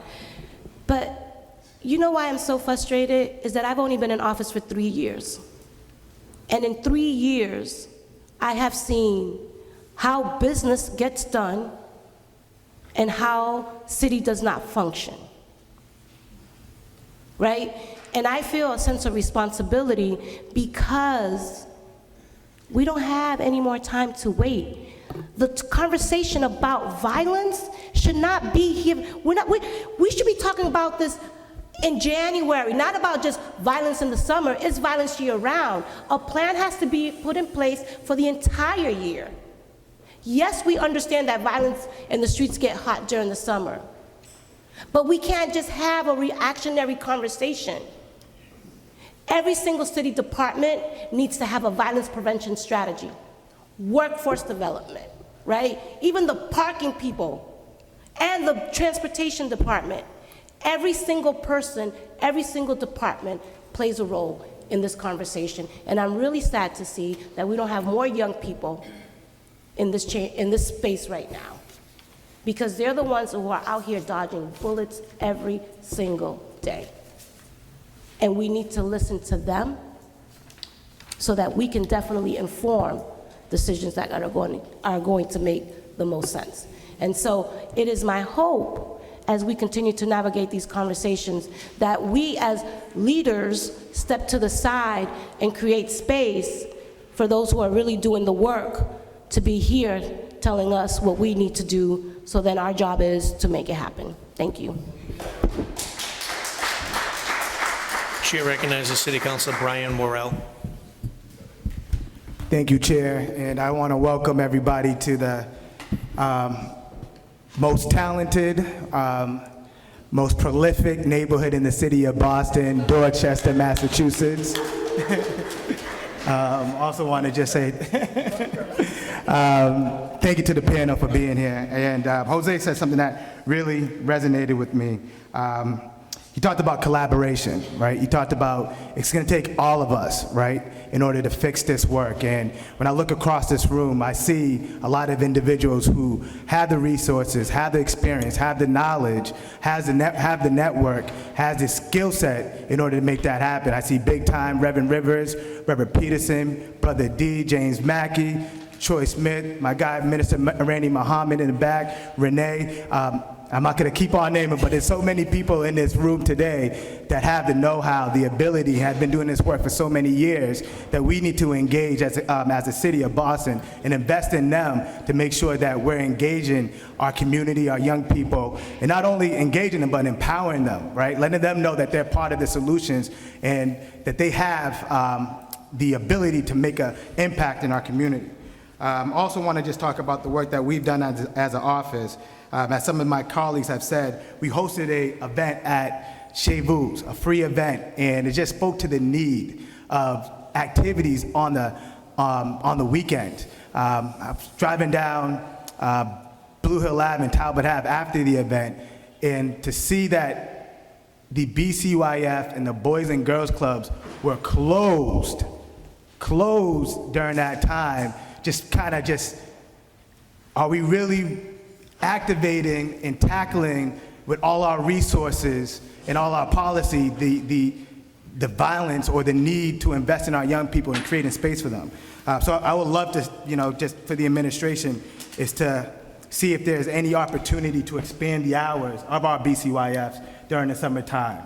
Also, we talked about the structural issues, right? One of the things that we introduced recently on the City Council was tuition assistance, right? If we're tackling the root causes, we have to also change the mindset of our individuals. And college or workforce development needs to be at the root of it. And sometimes in our community, we don't have the financial means to go to college, or that program that costs money is too far off for us because we're not making the amount of money. Financial is a barrier. So the city of Boston, I believe, needs to take more of that on. And I know that we expanded college tuition to community colleges, but I believe that needs to go a little bit further into making sure that private colleges are part of it, and also workforce and apprenticeship programs are part of that as well. On April 12th, we're going to be hosting a town hall that's going to be youth-led at the Mattapan Teen Center, because to Councilor Mejia's point, we want to make sure that our youth is part of this conversation and is leading on this cause. So on April 12th, say that again? Okay, yep, it's just primarily for our youth. We're going to be having a conversation to activate our youth to start bringing up solutions that they want to see here in the city of Boston. My one question, or my two questions for the administration, is around the new initiative that was announced, I believe, on Tuesday. The researcher Thomas Apt from Maryland was chosen to lead the city of Boston in the conversation around violence. Just wanted to understand that process on choosing Thomas Apt, and is the researcher being paid, and who was invited to the workshops, and how was that list being created? Who was on that list, and how was that list chosen? And then also I asked about the BCYF. The other question is, Youth Connect, the brother from Youth Connect spoke to the need of family support and services and trainers, not just for the individual, but for the whole family. What city services do we have to engage and wrap around the whole family at Promise You? Can I, before you respond to that, and I know that some of the counselors have to leave, we have community folk here that would love to make sure that their voices are heard before you all take flight. And so I want to bring those folks up. Just real quick, just because it's important that we make sure that the community... We have a sign-in sheet, so... yeah, and they signed it. Right. And I'm going to call them in order of arrival. I understand it, but listen, some folks are about to leave and are not going to hear what folks have to say, and I think it's important for... Brian, you finished? I think it's important... I see my time to the public. All right. Yeah, so... T. Michael Thomas, come on up. You're the first one to offer public testimony, followed by... this is a prime example of the city. of the Excuse me. city. Excuse me. This is Sir. a prime example Excuse of me, how the sir. city uses their power. The Sir. community wants a Sir. voice, but to be honest, Sir. I've been here Sir. for 45 minutes. Y'all have spoken most of the time. We you haven't want- heard from the You want the community. sign-in sheet? We're talking T. about Michael. combating the violence. T. Michael, you're right. Y'all been praised. T. Michael. And we haven't had the opportunity to listen to the community. So can we hear from the community? That's all I'm saying. Before folks take flight, it's important that we do that. I think that y'all need to change the way that y'all promoting it. So with that being said, T. Michael Thomas, my brother, go ahead. T. Michael, please state your name and affiliation for the record. I'll make it quick. No, you don't have to be Is quick. everything on the record, respectively? You got On camera, too. Sweet. Brian. No, but seriously, who on the panel, who on the panel believes that the People's Academy should be funded to train individuals a trade to get them off the streets? Who in this room thinks that it should be funded? And I'll tell you why. For those of you who don't know of the People's Academy, I'm T. Michael Thomas. I started this program over 15 years ago. I've funded it out of pocket. I've spent over $500,000 out of my own pocket. My triple-decker, the third floor, second floor, basement, back of my house is the program. I went through 3 community processes to get land to build a school. Every time I made the attempt, it came out of pocket at least 30 grand. Finally, on the corner of Quincy and Warren, went against a developer, we got the land to build a trade school with living workspace. I'm here. But yet still, excuse me, my brother. How you doing? Let me speak, please. I'll make this quick. Sorry. My point is that in the next few weeks in the Beasley building on Morrissey Boulevard, we're starting a new cycle to train individuals to be instructors. And we're calling on the city as a partnership to put the hammer in their hands and put the guns down. Let's teach them a trade. In Boston, there's over $18 billion in new construction, 4 to 6 times that in restoration work. When you look around the city, you're seeing license plates from every place but Boston. What we're saying is we're not here to fight the city. We're looking for a partnership. There's enough funding on a city level and on a state level. Help us to build a school, but also help us to teach these individuals a trade. Not everyone is geared for college. We all agree upon that, and you would always need a trades worker. The trades is the key to the middle class, let's be honest. So what we're saying is, with all of these witnesses, help us build a school on the corner of Quincy and Warren, and help us train these individuals out of the Beasley building right in Morrissey Boulevard, right next to Star Market. Let's put the guns down, let's teach them a trade, let's get them off the street. Thank you. Thank you, T. Michael. Troy Smith. Please introduce yourself and state your name for the record. Troy Smith.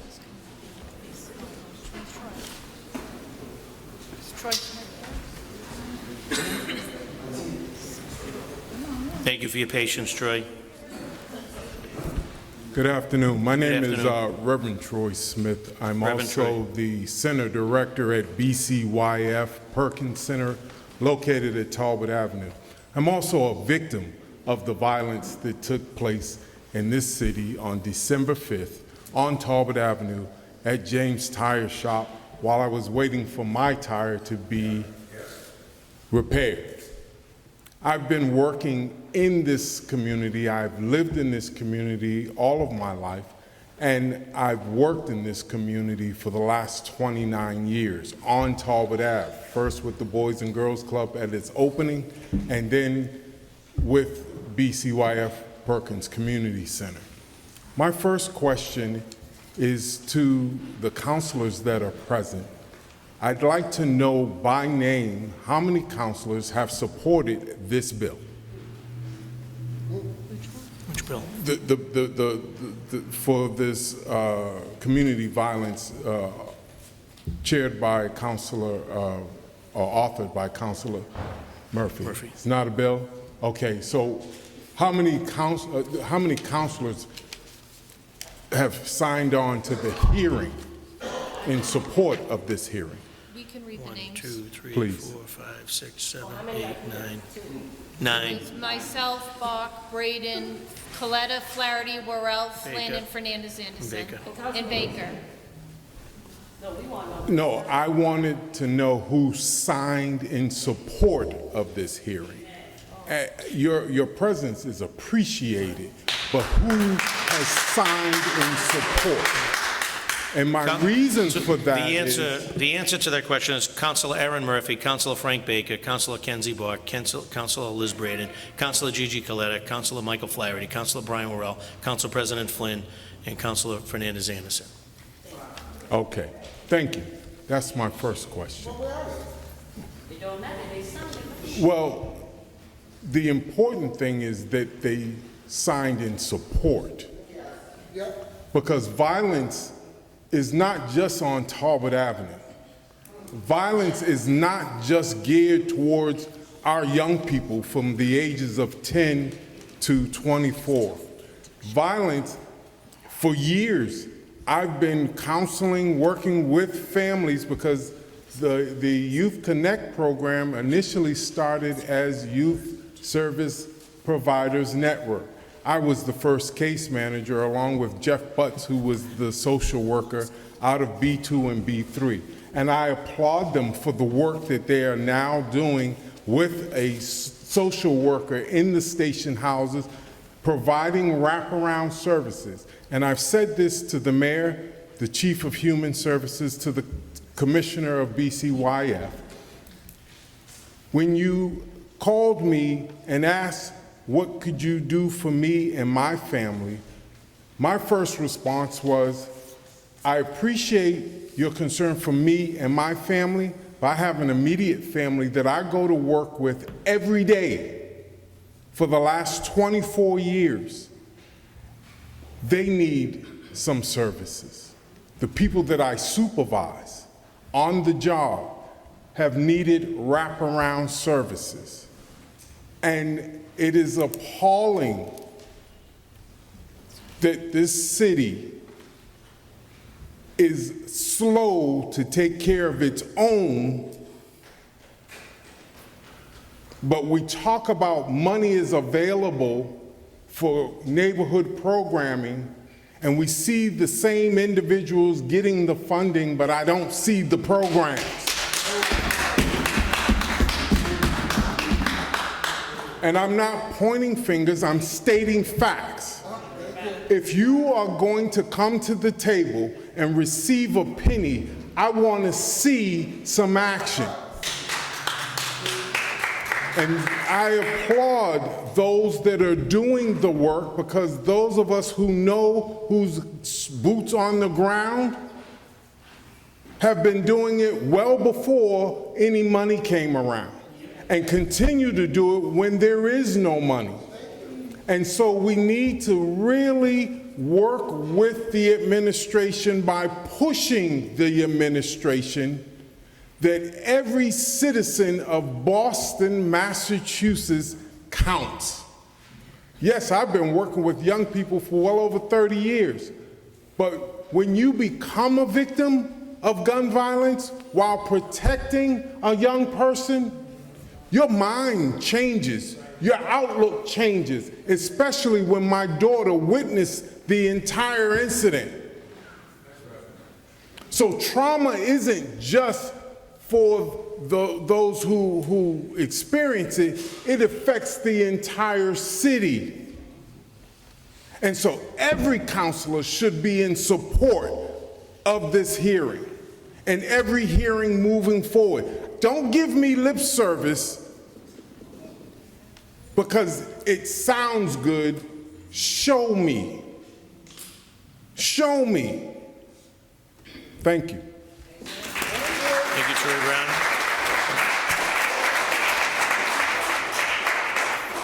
James Mackey.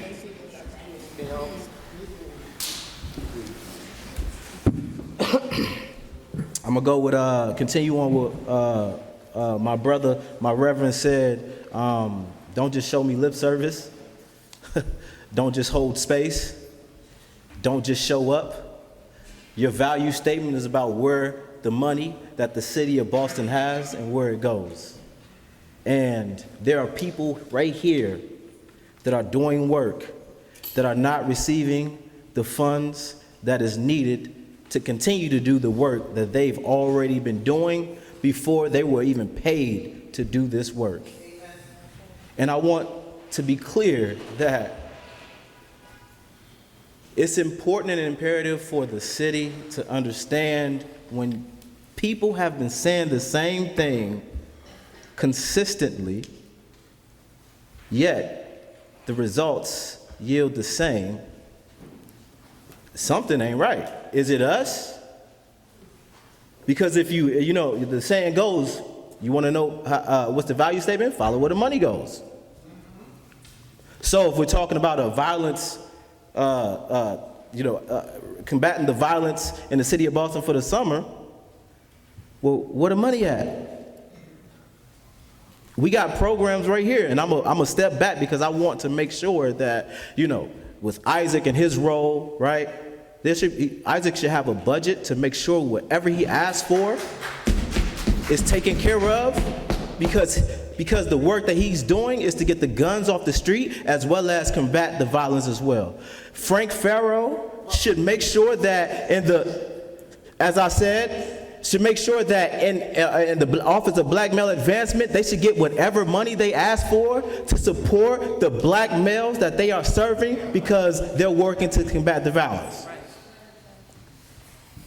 We shouldn't have to ask if things consistently continue to happen. This should be given from the city. And with that being said, I want to make sure that we have our sister Ramilda. She has something that literally relates to what we're talking about right now. I want to give the space for her to speak. Go ahead. I will talk about that, but I'm going to let y'all know a little something. Ramilda, just state your name and affiliation for the record. Yep, my name is Ramilda Pereira, known by everyone as Ro. I am the founder of Project Turnaround. I'm a longtime resident of Dorchester, and I also, at one time, was a youth that needed these same services. I started Project Turnaround in 2020. My program functions to bring together traditionally siloed reentry and social services in a holistic one-stop model, crafted from my lived experience, as well as many years serving as a case manager and reentry advocate.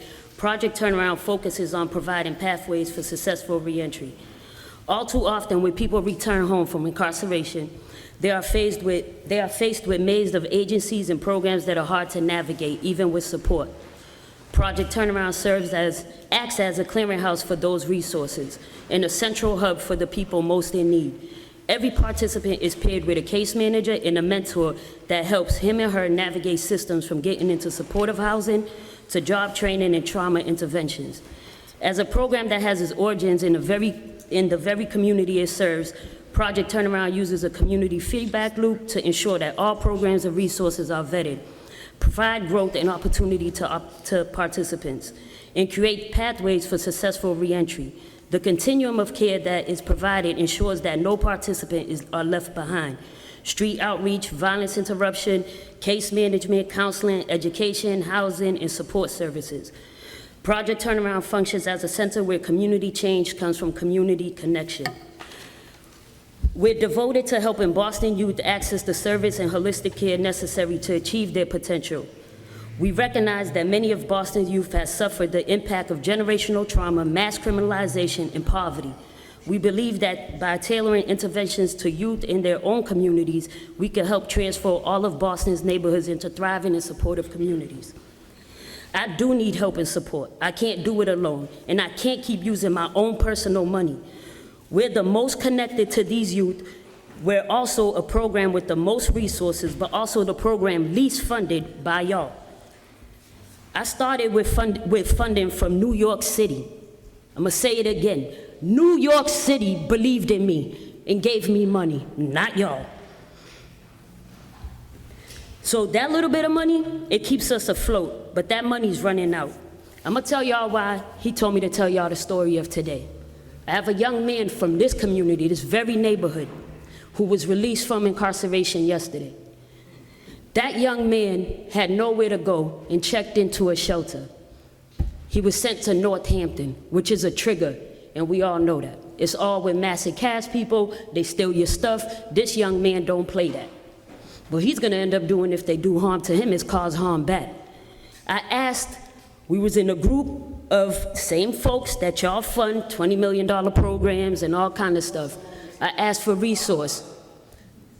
And those resources, everyone, the facilitator said we have time after we could get together. Everyone left when the training was over. Thank you to Roy Martin. He's the only one that stayed and helped me out. Lisa Cersei, thank you very much. She's the only person that gave this person transportation to get to and from where he needed to be.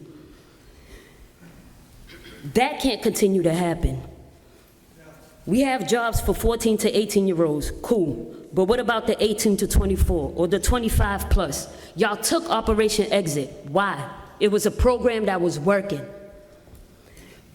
Y'all built tiny homes and provided housing for mass incarceration, where we all know 70% of those folks are not from this city. And it angers me that we can't do it for our own residents.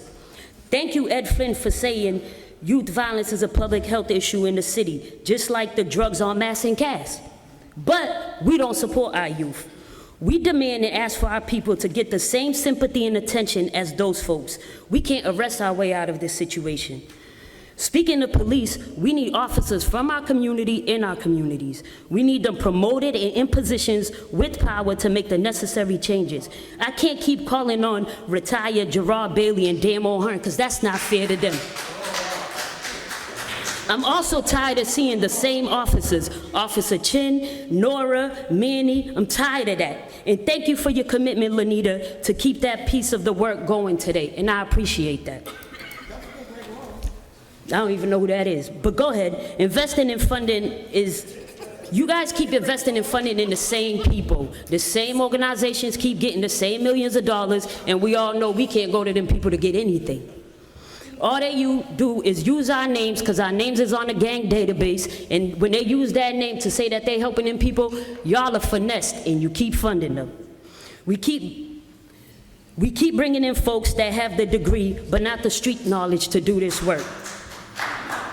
Y'all, we keep getting re-traumatized because the same thing keeps happening. We keeping our young people out of these spaces. I hear you. You want them here. Why aren't they? Why are they shut out? Why aren't their voices heard? They matter. They can articulate themselves very well to tell you what their needs and wants are. But y'all don't want to hear them. All y'all do is when they speak with passion, I love your voice, keep it going. Yeah, that's cool and all that. Help me. Now, you want to know how many captains we have? 2 black captains. I also have a list of officers, and I will say we don't even have enough women in those positions with BPD. Warrell, it takes y'all to join us. We are doing the work. We need y'all. We don't just need y'all when y'all campaigning, because that's about to happen real soon. You'll be knocking on everybody's door then. You'll be everybody's friend then, and that's for everybody. Minister Randy is here today, and I'm gonna tell y'all about this brother. We have clergy, he's not on there, but who's the one that's most connected to the gang? Youth, adults, whatever, him. Who's the one that's visiting the prisons? Him. Who do I go to when I'm ready to go off and take somebody's head off? Him. Everybody here is shaking their head because y'all go to him too. But yet, this brother don't get the support or the finances that he needs to keep that work going. Who's out there at night with them orange hoodies that we all laugh about so much? Him and his team, 10,000 fearless leaders.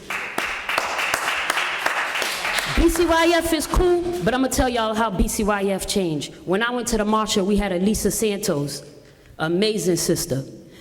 When Lisa retired and moved on or whatever happened, we replaced them with people that are not youth workers. So what happens is we put kids in those. I come from Bowdoin and Geneva.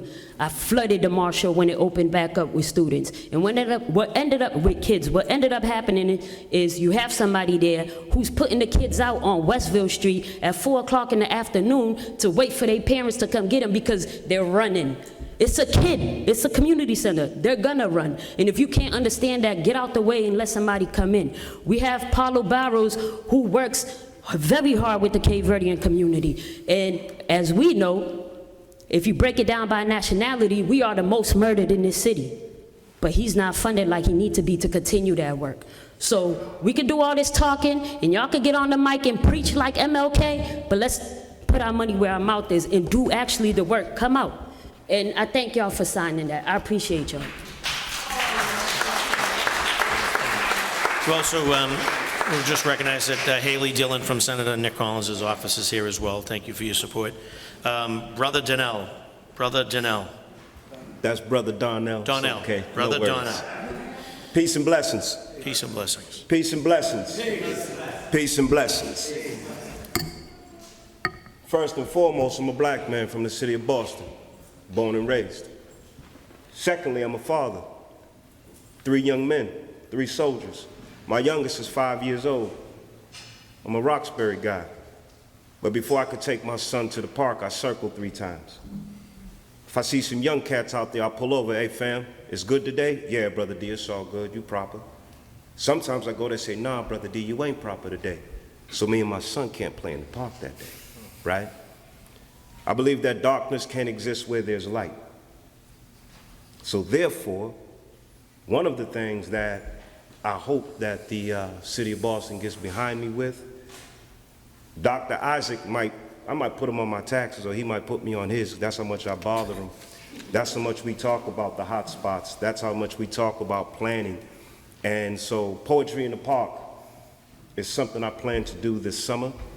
Poetry in the Park will be in, God willing, all the hot spot parks in our community. Usually when we do events, we do them during the daylight hours. Poetry in the Park, we're gonna do 7 p.m. to 10 p.m. when it's dark out. We're gonna turn the lights on, right? Minister Randy and 10,000 Fearless will be part of that movement because there's nothing greater than the security of 10,000 Fearless because they understand the proper handling of our people. In addition to that, I'm just gonna jump out there because I believe in God. I know that our police department's gonna back us up as well with some officers that understand what we're trying to do and understand the culture in our community.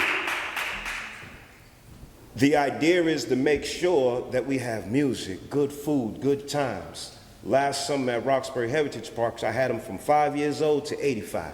You understand? Now we're gonna do it a little bit more. In addition to that, I also wanna note that starting in September of last year, I'm bothering Isaac, I'm bothering Rufus at the time, everybody. Hey man, what are we gonna do? Summer's gonna be here before you know it, right? Let me explain something. We have yet to heal from a damn thing. And here's what I mean by that. I'm suffering from PTSD, and so too are many people that look like me. That's, in case you don't know, that is post-traumatic slavery syndrome. You understand? We haven't healed from that yet. The effects of it we're still feeling today. The benefit of that, many others are still benefiting today. In this city, my father retired from the Boston Police Department, but he got on the Boston Police Department because the NAACP had to sue. You understand? And as a black man on a police department, my dad said, man, I fought so much racism in the force, then to only go out and be castigated by my community because they wouldn't trust me. You understand? So we haven't gotten over that era. We didn't get over busing. We got people that still remember so-called Mayor Ray Flynn throwing bricks at buses. We didn't forget that, but we haven't healed from that. We haven't healed from the crack epidemic because what we're experiencing right now is the aftermath of the crack epidemic. You understand?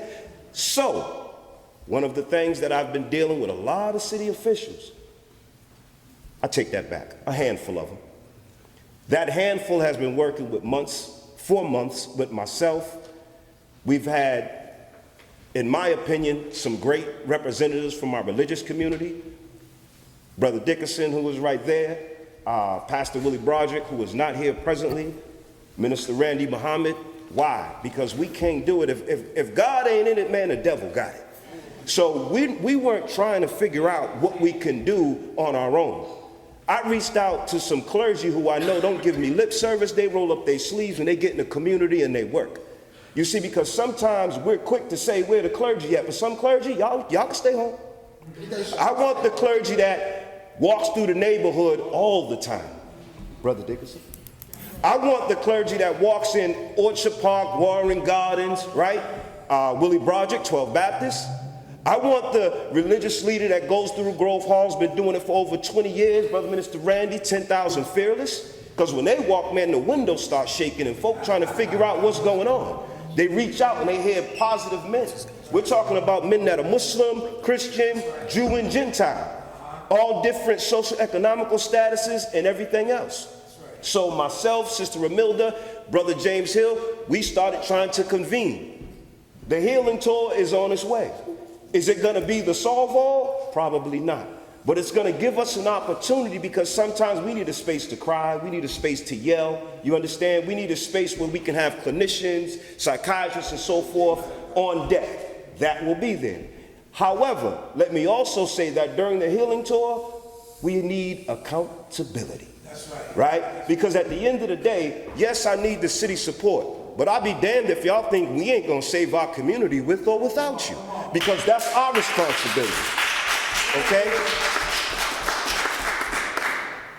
When you talk about reducing violence, let me explain something. We talk about workforce development. Argumentatively, probably the greatest man that ever do workforce development in this city, rest in peace, is Brother Minister Rodney Daly. Okay? I sat at that man's feet, soaking up all the information he could possibly give me so that I can understand how to move with organizations, corporations, what have you, in regards to workforce development. So let me explain something. If you think we can put our babies at Home Depot for $17 or $18 an hour, at CVS or some other bag places, things of that nature, that ain't gonna work. See, they need living wage jobs. Because in the city of Boston, you making under $60,000, you in trouble. Better yet, if you have a child or two. So when we talk about workforce development, it's about making sure that we align our youth with jobs that are not just over broke, because that's what a job is. It needs to be a career, right? So that's the trades, you dig? That's tech jobs. For example, you have TCN, which is a global situation, the Clubhouse Network. The base is in Roxbury. This summer, God willing, we'll have cohorts going through that. Why? Because when they go through Cisco training, at the end of those 17 weeks, it's guaranteed placement, not a hope and a damn prayer. Our babies can do more than lift bricks and pack groceries, and we didn't make that available for them. Lastly, what I'll say is this. Dr. Isaac, I love you to death, bro, and I love you because you don't stop. You understand? And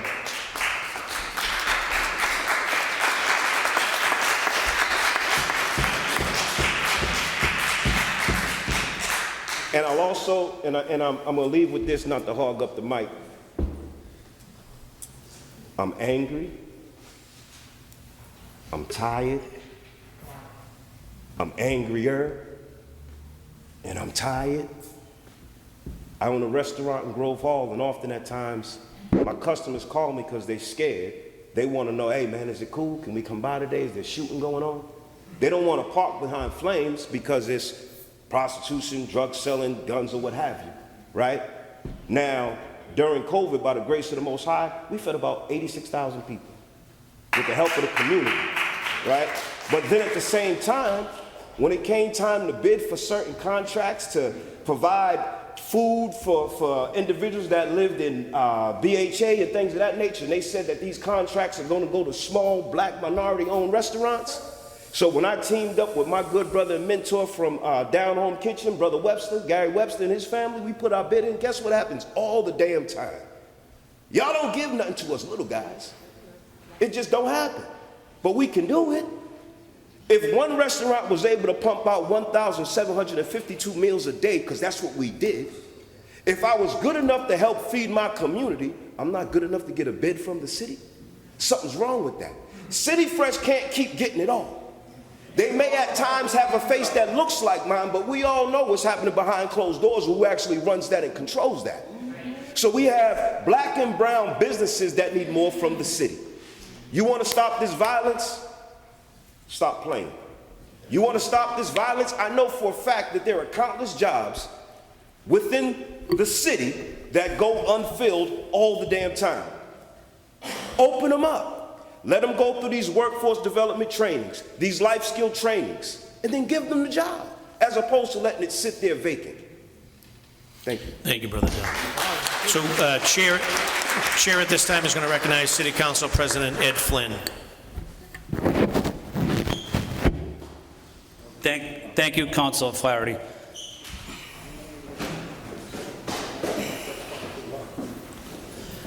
Sir, you're entitled to your opinion. You're not entitled to your facts. The comments you made about Mayor Flynn are inaccurate. They're wrong. It never happened. I'm not here to argue with you. I'm not here to argue, but I just want to set the facts straight. Thank you. And the chair.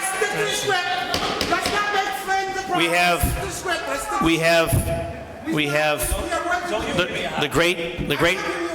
the great hall in Common Square. Yeah, come on. I've never given you a hard time. I can give you one, though. I've never given you one. We have two options. We have the option to have order restored, and we have 15 folks that have asked to testify, and we only have an hour left because this place is closing. So it's like, how do you like your eggs, okay? So we're either going to continue with public testimony and allow everyone to have 2 to 3 minutes, respectfully of everyone here, so that all 15 individuals who took time out of their schedule and out of their lives to come here, to hear the panels, to engage their, please, come on. Did you not hear me say that the Codman Square, this great hall closes at 8 o'clock. So let me rehash this. So we have 1 hour. We have 1 hour, folks. We have 1 hour, folks, to get 15 folks in. So if 15 people take 6 to 10 minutes and 10 people don't get to talk. So again, are we going to have a spirit of cooperation here, and are we going to allow each other to respect one another and give folks 2 to 3 minutes each so that we get through the remainder of the sheet with his 15 names? Because this place closes. I'd stay here till 11 o'clock, folks. You know me. We don't have the luxury tonight. This place closes at 8. So let's restore order. Let's go back to the sheet in order of folks' arrival and ask one another respectfully to make their comments in 2 to 3 minutes. Do I have an amen? Amen. So, and now the next name on the sheet, I have very difficult, it looks like Rev. Fernand Butler. Does it ring a bell? Looks like Rev. It looks like Ann Vernand Butler. Councilor, I was the first one here. I put my name on the list first. I don't mind if the team goes first, but what I want to talk about is imperative. Clifton. You didn't circle yes. Please come forward. You are correct. You are the first name. And on the far right it says, do you wish to testify? Yes, you get sir. to circle yes or no. No circle. All right. So, sorry. You don't. All right, meat and potatoes. You know I would never diss you. No, you're not dissing me. All right. I didn't circle it. So you have the floor. Meat and potatoes. You have the floor, brother. Once again, meat and potatoes. Y'all are not talking to the people that have been in this community grinding, period. I got over 4 decades of dealing with the street, the real gangbangers, the music industry, and working. What they're talking about is people like us that have been working in this community and not even asking for a dime. But I'm getting tired that y'all haven't woken up what's going on with our high school students leaving on the MBTA buses. In our day when there was riots, when we had the real fights, they knew to let Brighton High leave at a certain time. They knew to let the Burke leave at a certain time. They knew the schools left at a certain time.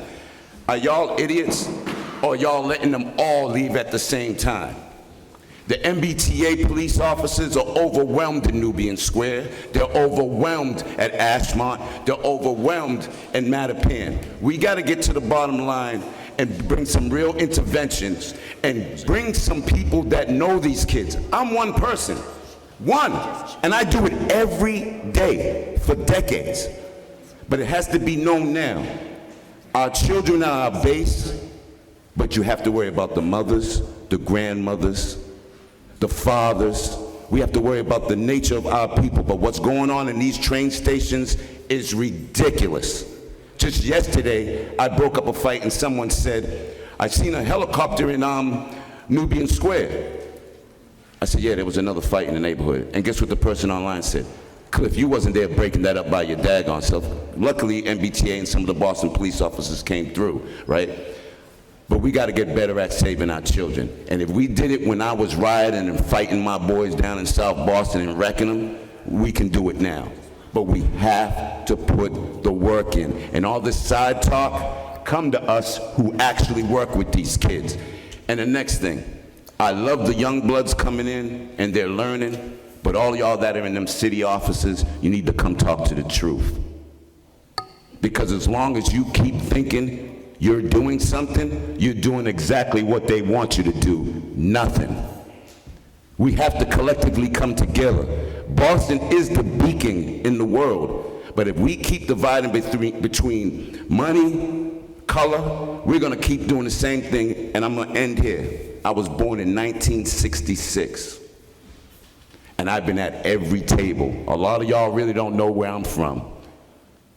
I've been at every table, and my family's very successful, and I know the difference. Stop it. There's no way at 1966 when I was born, we're talking the same thing at 56. It's because y'all don't want to wake up, and you're not really experts.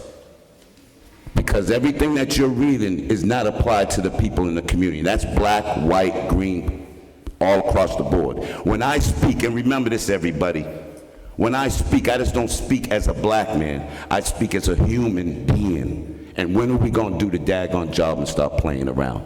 God bless the Commonwealth of Massachusetts and the Boston residents that make things happen. Thank you. Is it Devon McNeil? Devon McNeil? Right here. Yes, right there. Yes, Very sir. good, Devon.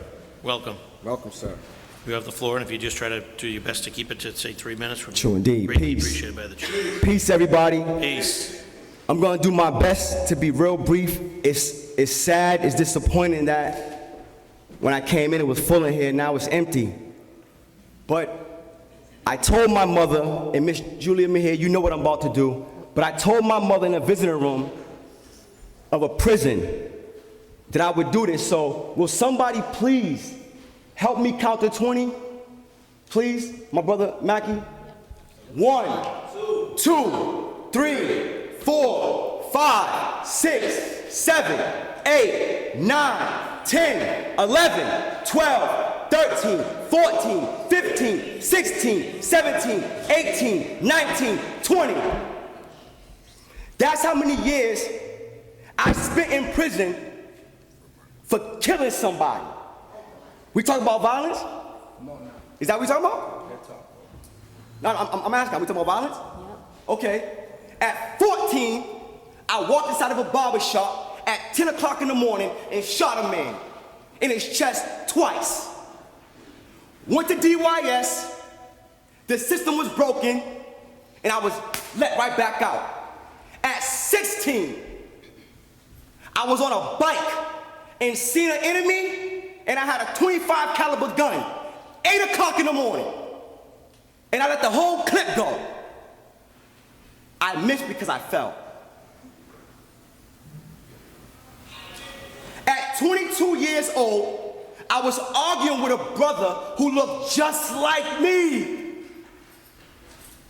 He said some small words that I didn't like, but he didn't know that I had a 38 caliber gun in my back pocket.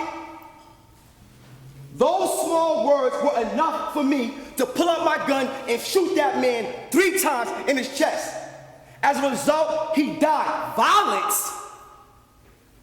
Violence? I got 2 bullet wounds in my body right now. Violence? I got a baby brother, Andre McNeil, look him up. Allegedly, killed somebody 14 years ago. He got locked up 4 years later. It was a cold case. Violence? He spent 14 years in prison. My baby brother, same mother, same father. Why did we kill? My father was in prison our whole life, and my mother was a heroin addict.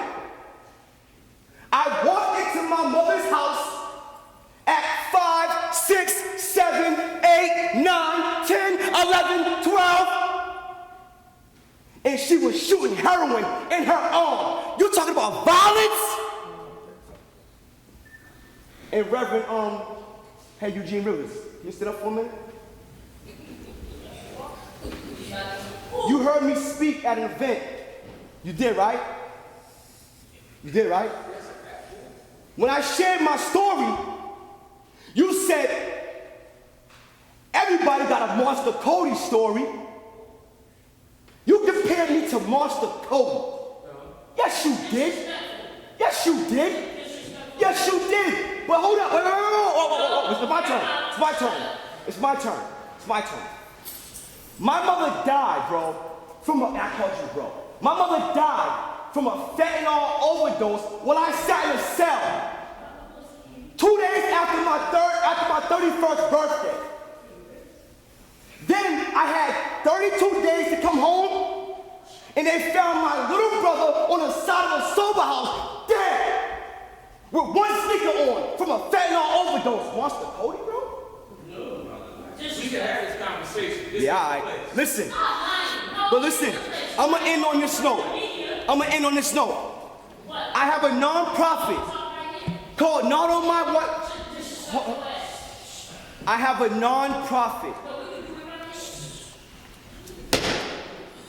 a nonprofit organization called Not On My Watch Mentoring. I started it 2.5 years ago. 14 years ago, I changed my life for the better. I was tired of the violence. I was tired of all the BS. Now I'm here, and I'm doing the work. Every single day, I'm in the streets. Randy sees me. They all see me. I'm in the streets for real, man. You know why? You know why I'm in the streets for real? Because I was in the streets for real. So, here it is. I went to City Hall yesterday, and every city council should have one of these under their door. If you don't, see, I messed up then, because I did it myself. I'm asking for $25,000 to get a van and a trailer to take my 15 youth that I've been with for 2.5 years on the bikes, the same bikes that the officers get complaints about, not dirt bikes, pedal bikes. Those are my kids, and I'm trying my hardest. I'm trying. They're not gangbangers. They're just angry young kids. My book, From Negative to Positive, produced while incarcerated. Read it. It'll tell you about my crime, about my mother dying, and about every program I did in prison. Lastly, and I'm gonna end, I had to go to the Massachusetts Parole Board twice. I am on lifetime parole. The Department of Public Safety had to agree that Devon McNeil is rehabilitated enough to re-enter society. They had to. I'm here. Why can't I get a couple of dollars to help these kids? We wait until they're on the ground with a bullet in their head, and then you want to reach out to me. I have a bike program that needs $7,000 to get 20 bikes. 20 bikes. These bikes cost $1,000 a piece. The owner of the company said, I will give them to you for $350 a piece for the work you're doing. Help me. Help me. Help me. Help me. I'm in the streets. Go to the DeWitt Community Center. I got space nice there. I've been there for 3 months, every Wednesday and every Monday from 3 to 6. You are an angel, and you know why. I love you. Peace. Minister Randy, welcome. Good to see you. Good evening. Name and affiliation I'm for the Minister record. Randy Muhammad, Minister of Muhammad Mosque number 11, also the founder of 10,000 Fearless Peacemakers Boston, also the Executive Director of Torchlight Recovery, Inc. First of all, I want to thank each and every one of y'all for having these hearings and for being here, and thanking everyone that's in the panel for indulging and being here and taking your time. I just want to say a few things. Wow, that was powerful. My man, Brother Victory, beautiful brother. I think that when we talk about reducing the violence and really thinking about the sum, I like what Councilor Mahir said. We have to understand that we can't just focus on one thing and just the summer, right? We have to take a holistic approach. The violence is a byproduct of failed social systems, right? So, we have to take a look at the educational system, the criminal justice system, the healthcare system, right? And we're failing. When we're talking about the violence, that is the byproduct of these systems, right? And so we was at a panel this morning similar to this, looking at how and developing a strategy for the city to address gun violence. And one of the things that came out of some of the research that was being presented was the demographics of those that are the main, for lack of better words, impact players with regards to the violence. And it's young men, Black and Latino in our community. And we know that that's the number one people, that's the number one target population that's driving this violence. We need a comprehensive plan that focuses exclusively on, I shouldn't say exclusively, but that targets that specific population, right? And so one of the things that we need are culturally responsive programs that address the issues that's going on in this community to deal with cultural refinement. We are dealing with, I'll say this, I did prison ministry for the better part of 30 years, state and county jail. And I've worked with the most violent people in this state. Facts. I'm not saying that just to be saying that. Their record says that. I'm talking about in Walpole, Sousa Baranowski. I'm talking about in the DDU. I work with the most violent people in our state. And I can tell you that some of the people that are considered the worst, the most violent people, right, with the proper information and education, I've seen some of these same individuals become some of the most respectful, loving, kind, hardworking, productive people. Many of them have been able to transition and get out. Victory, my brother there, he's one of the brothers that I'm talking about. Don't take his fire and passion. He's one of the most kind, respectful brothers. He's passionate because this is near and dear. You heard his story. His story is real. So when we talk about some of the most violent people, but I sat with this brother in prison. Bro, you hung me when my mom died. Absolutely. You came to my cell, bro. Absolutely. I was trapped in that little cell. Absolutely. You came to my cell, man. Yes, sir. Yes, sir. So I had a relationship. I built a relationship with him in jail, and we talked. And he told me from jail what he was going to do. He wrote his book from jail. And he committed to me that when he got out, he told me exactly what he was going to do. And it was to work with these youth. And I commend my brother because he made his word bond. And I see him every day.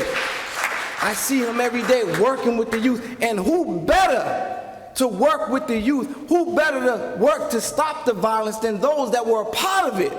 So I want to encourage us to consider that we have a more intentional relationship with our returning citizens, but we also have to be more intentional because the programming that turned my brother around were not the traditional programs that's being offered in the DOC. There were the non-traditional cultural programs that gave him a sense of knowledge of self that changed his perception of who he is, that allows him to come back out, not as a killer or a gangbanger, but someone that's committed to make a change. We have to be more intentional about that. We need those type of programming that deal with the cultural refinement has to be supported. Last thing I'll say is this. I've been leading the 10,000 Fearless Peacemakers for the last 4 years consistently. And we have been able to raise a volunteer group of men that are going out into the community to promote peace, to offer conflict mediation. And we set up a Stop the Beef hotline. For the life of me, I don't understand how we're not getting no kind of support when everyone talks about, you know, the black men in the black community not doing what they're supposed to do and the community need to take responsibility. Here we have a group of men that are stepping up to be responsible and be accountable and to make a difference. We can't get a billboard, we can't get an ad, we got a free Stop the Beef hotline number. It can't, I mean, that should be plastered everywhere. We should be able to get support so that we can recruit and build and have more than just an hour of power, but to go out into our communities and create the culture of peace. So, you know, I thank y'all for listening and hearing this. I hope that y'all take everything that you're hearing and let's take some action, because we know what needs to be done. We can reduce the violence if we come together and work. Thank you all for listening.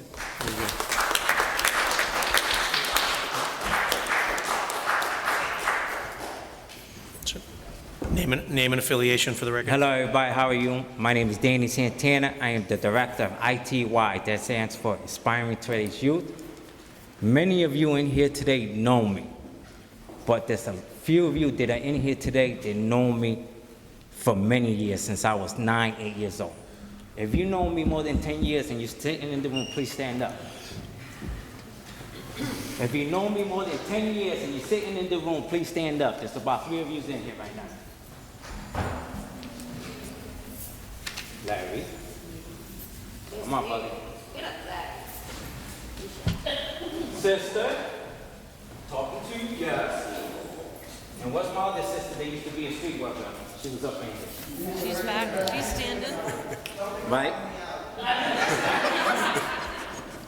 These people know me not as the Danny Santana that I am today, but they know me as the Danny Santana that was the Latin King. I was the Latin King for 27 years. I ran the Latin Kings for 10 years in the city. I've been shot 3 times. I've been stabbed 9 times. My wife was murdered in front of my kids, not even 3 blocks up the street from me, in the blue house across the street because of gang violence. You guys want to talk about violence? Like my brother said, we know about violence, but we're not here to talk about that. We're not here to point the fingers. What we're here to talk about is the programs that we got running, okay? Right now, I was given, God is good, the CEO of Comic-Con got my information. He donated 50 tickets for me to take 50 youths to Comic-Con. Our kids from the city of Boston don't know what Comic-Con is. Anime, they have no idea. I'm taking 50 youths this Saturday to Anime Comic-Con who's never been there. It's going to be their first time. I've been going around for the last 3 days, and everybody in this tape right here knows that. I've been asking for help to feed these kids. $2,500 is all I'm asking for. I already did everything. I got money to buy them costumes. They're going to be dressed up. These kids are going to have the time of their life. We are out here doing it. These are programs that have really existed. I run a gang mentoring program where I did a workshop not too long ago where a couple people sitting here had the privilege of going and had an opportunity to see what I'm talking about. Because the violence has to start from the home. And we have to attack it from where the problem starts, right? The lack of fatherhood, the lack of father family morals that's not being taught to our kids, okay? I run a number of programs. I run a gang mentoring program. I run a sex, domestic violence advocacy male program. I run a human trafficking awareness program. I run a Feeding the Hungry program where we go out every 2 weeks on a Friday between 10:30 and 2 o'clock in the morning to feed the homeless and give out care packages. I pass out care packages with Narcan. I give out empty bottles of Pepsi so they could put the dirty needles in it and tell them, you know, you collect 75, you know, you get $30, you know. You got to give these people an incentive to do things, just like these kids that are hanging out at our train stations, okay? And I'm going to give a big applause to our transit police because there are so few for so many. I'm trying to work on a coalition right now in the Nubian Square where I can get all the nonprofits that are doing stuff with youth work, because we got 7 nonprofits right there and they're not working with each other. I don't understand that. I don't understand that. Why do we have 7 nonprofits that are doing youth work in gang mentoring, violence intervention, prevention, and they're not working with each other? I got 50 youths going. And you know how I got 50 youths? Because I shared my tickets with Devon, who's in the streets with these kids. Devon, how many tickets did I give you? 10. Mission Safe, I gave Mission Safe 10. I gave Father's Uplift 10. I got 20 kids of my own that I'm bringing, and there's 25 other kids that want to go, and I'm trying to see if I can get them in. We out here doing the work. You guys are giving money to all these programs that are claiming they're doing the work, but where they at? Because we're the ones out here. I'm in your offices twice a week for the last 2 months, and I know I'm a big pain in the ass. But if I don't do it, and I'm not a pain in the ass, you guys are not going to listen to me. Isaac, I sat with you. You read through my program. What you tell me? It's an amazing program. Julia, what was your experience? That was dope. We know what needs to be done in the streets with these kids. I'm not by myself. There's plenty of us. There's a coalition. Listen to us. That's all I'm saying. Thank you.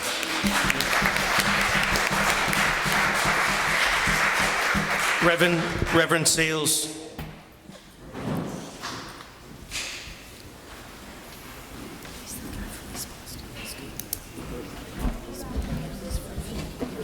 Good evening, everyone.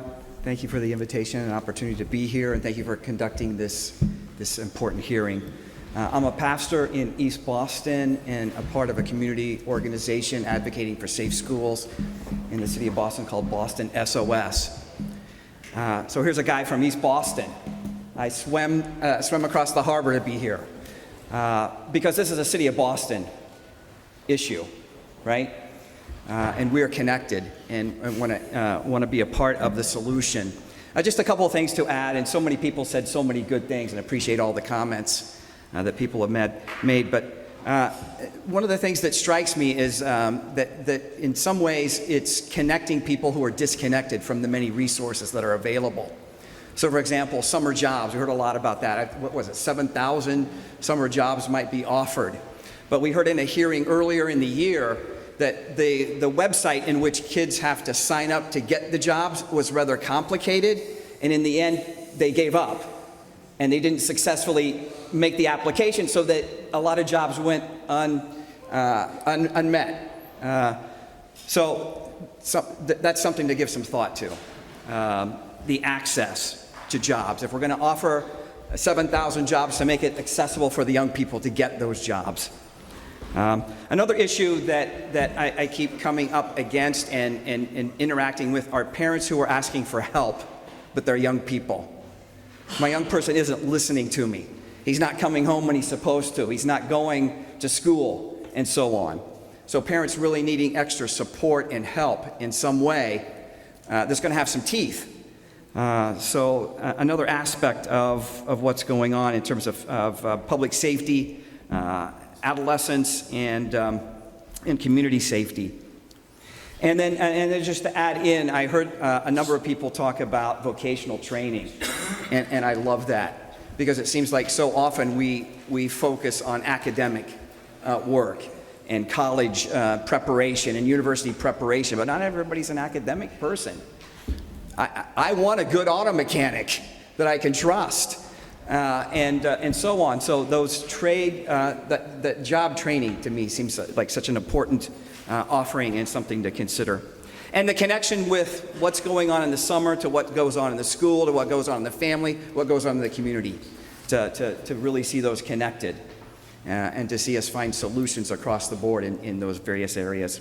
But I want to be part of the solution. I'm here to announce to you all and to you all that I'm available. I want to serve in whatever ways I can to be a part of the solution. Thank you so much. Thank you very much, Serves. Paulo, you're going to Paulo passing. Jillian Santos.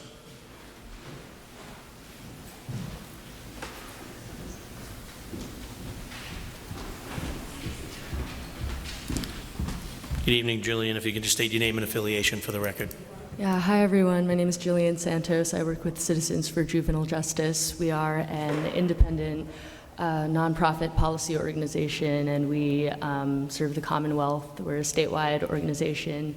We care about reimagining the youth justice system, so that includes the juvenile justice system, our child welfare systems, schools, youth empowerment, youth wellness. And so I wanted to just use my time to ask a question. I'm really excited to hear about the outreach to At Promise Youth, and I want to know a bit more about how you are going about identifying At Promise Youth and how law enforcement fits into that process, because I think that it would be incredible if we could get services to youth who are craving programming without having that interaction and interfacing with law enforcement to begin with. How do we make sure that these young people are not interfacing with the court systems, with law enforcement, in order to get these programs? So just wanted to ask that question and cede the rest of my time. Thank you. Thank you, Julian. Anyone have the answer? Thank you. Thank you, Julian. Isaac? Yeah, so to answer that question, it's through partnerships. The easiest example would be the mayor's office. We obviously partner with the Boston Police Department. If there is a young person that has come through that is in need of services, for example, I personally rely heavily on Youth Connect. Youth Connect in the last week alone, they received over 20 referrals from 2 districts alone. So there is a number of young people that are being identified, and then once they are identified, that's when we start to move in with the services. So I'm not actually going out in the street and pointing out and saying that there's anyone that is at Promise. I'm relying on the organizations that are tasked with working with the At Promise young people. Can I ask a follow-up? Go ahead. So are you saying that at that point, though, like the referrals are going through law enforcement, like that young person has already had that interaction with law enforcement in order to be identified? Well, I think that if we're the concept of identifying, I want to be very clear that we are not identifying any At Promise young people to law enforcement. We are relying on the information that they have as reliable information to identify who are the most At Promise young people based on the work that they're doing. Sometimes it's arrest, but other times it's a referral that's made out. I would describe it as a one-way street. Thank you. Thank you, Isaac. Catherine Vitale?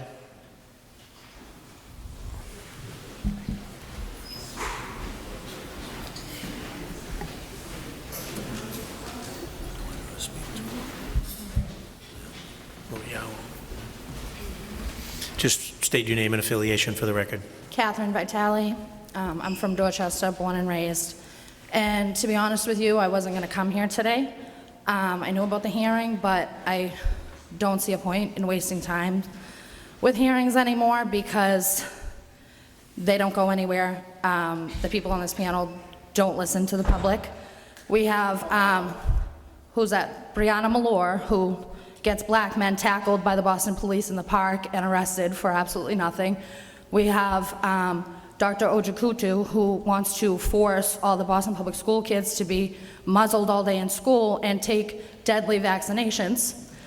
When we have Michael Cox, who fires police officers for exercising their First Amendment rights, but covers up when police officers are corrupt.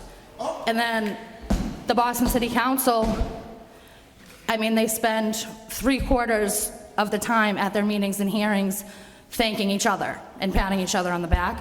I haven't seen them find solutions for anything. So I live right across the street from here, and that's why I came here at the last minute. I felt compelled to come here to say to the tiny little bit of people that lasted this long, because you all had to sit through the first hour of hearing them talk about themselves, to say to you that they don't care. Tomorrow, they're gonna get up and go to work and probably not even think about anything that anybody here said tonight. And this is election year for the Boston City Council. So if you feel compelled to stand up for your community, run for Boston City Council. Don't just vote, go run and take their jobs because they're not doing them.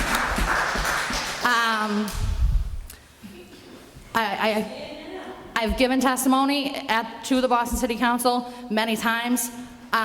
They don't even look me in the face when I'm speaking. That Michelle Wu has had me arrested for peacefully protesting in front of her house. They don't care about the people. They care about their own money and themselves and covering up all of the corruption that the Boston police do and that they all do. They're all friends and family, and we have to look out for ourselves. So it's up to you to do what you see fit for your community and our community, and stop begging these people to help you, because they're not going to. We need them out of office. That's all. Melissa Alexander. Melissa Alexander.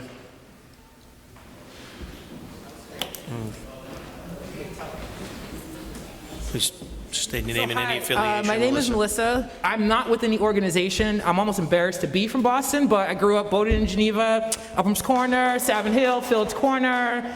I echo and support everything that my friend Catherine has said. Pardon? The mask? Oh no, I'm just trolling Catherine. No, seriously, for allergies.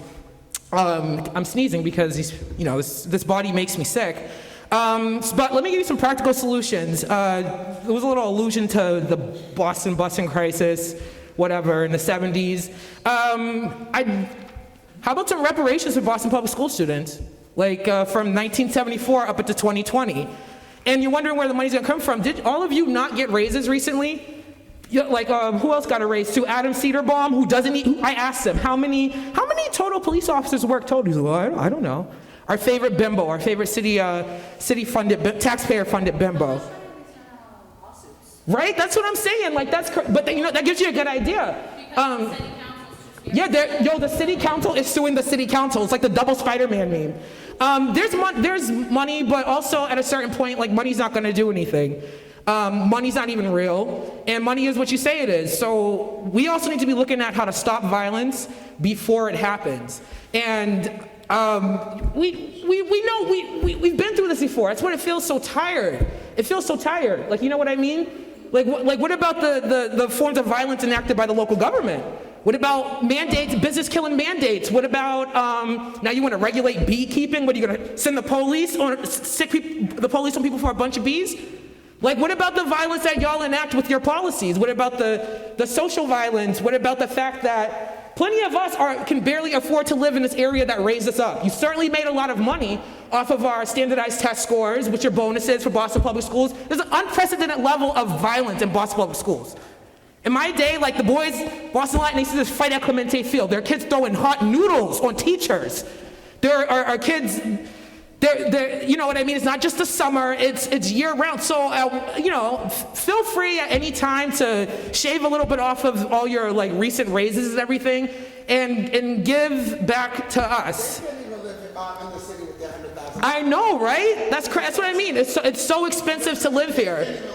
What do they call him? 5-car flattery? Yo, he got a whip every day. Like, yo, ball out though. I would too. I would too if I had the same amount of social capital. If I had the same amount of economic capital, I would.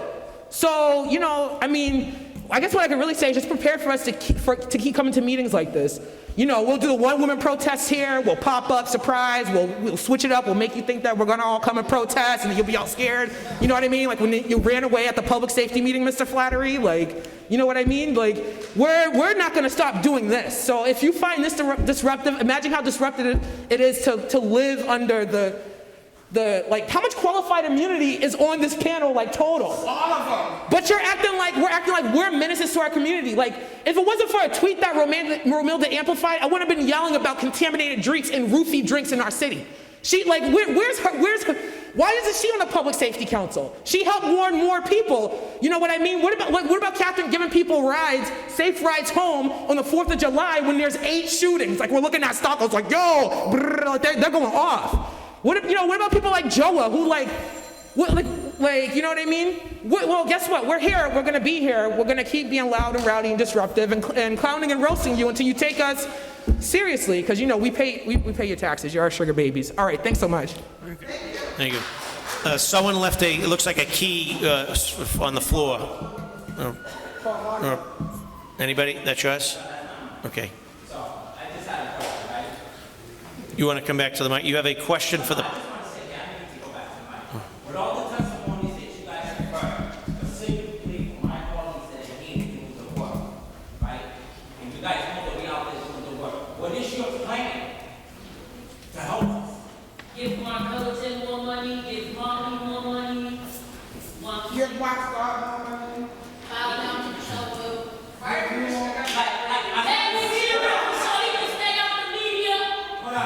I want to be able to leave here today, not just me, but my other colleagues, with some type of assurances that you guys heard us and you guys are really going to help us. I don't want to go out this door. Okay, you guys heard us. What next? What's the next step for us that are out there doing the work? Are you gonna? Joe, are you ready to take us out? You have... Joa? You have the microphone. We're not gonna answer it, okay. Good evening to everybody that stayed, and thank you for staying. My name is Joa DePina.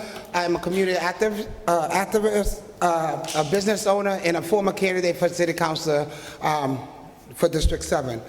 I'm here today because I'm always in the meeting. We're tired of meetings, but, you know, when it comes to public safety, I'm 44 years old. A lot of people in this room don't even know me. You don't know me, you've never had, because they're so scared to have conversation with me. You run away. Not you, Julia. Don't look at me that way. I'm gonna get to that. But there's a lot of people on this particular panel, excluding Julia, Brian Rowell, my brother Michael Flaherty, Aaron, Isaac. Those are the people that have no issues having a conversation with me. Those are the people that are not scared to sit down and say, Joe, what's going on? Let me hear you out. Those are the people that understand the PTSD and my trauma that I deal with every day and understand what's going on with me. Also, let me not forget somebody in this room here.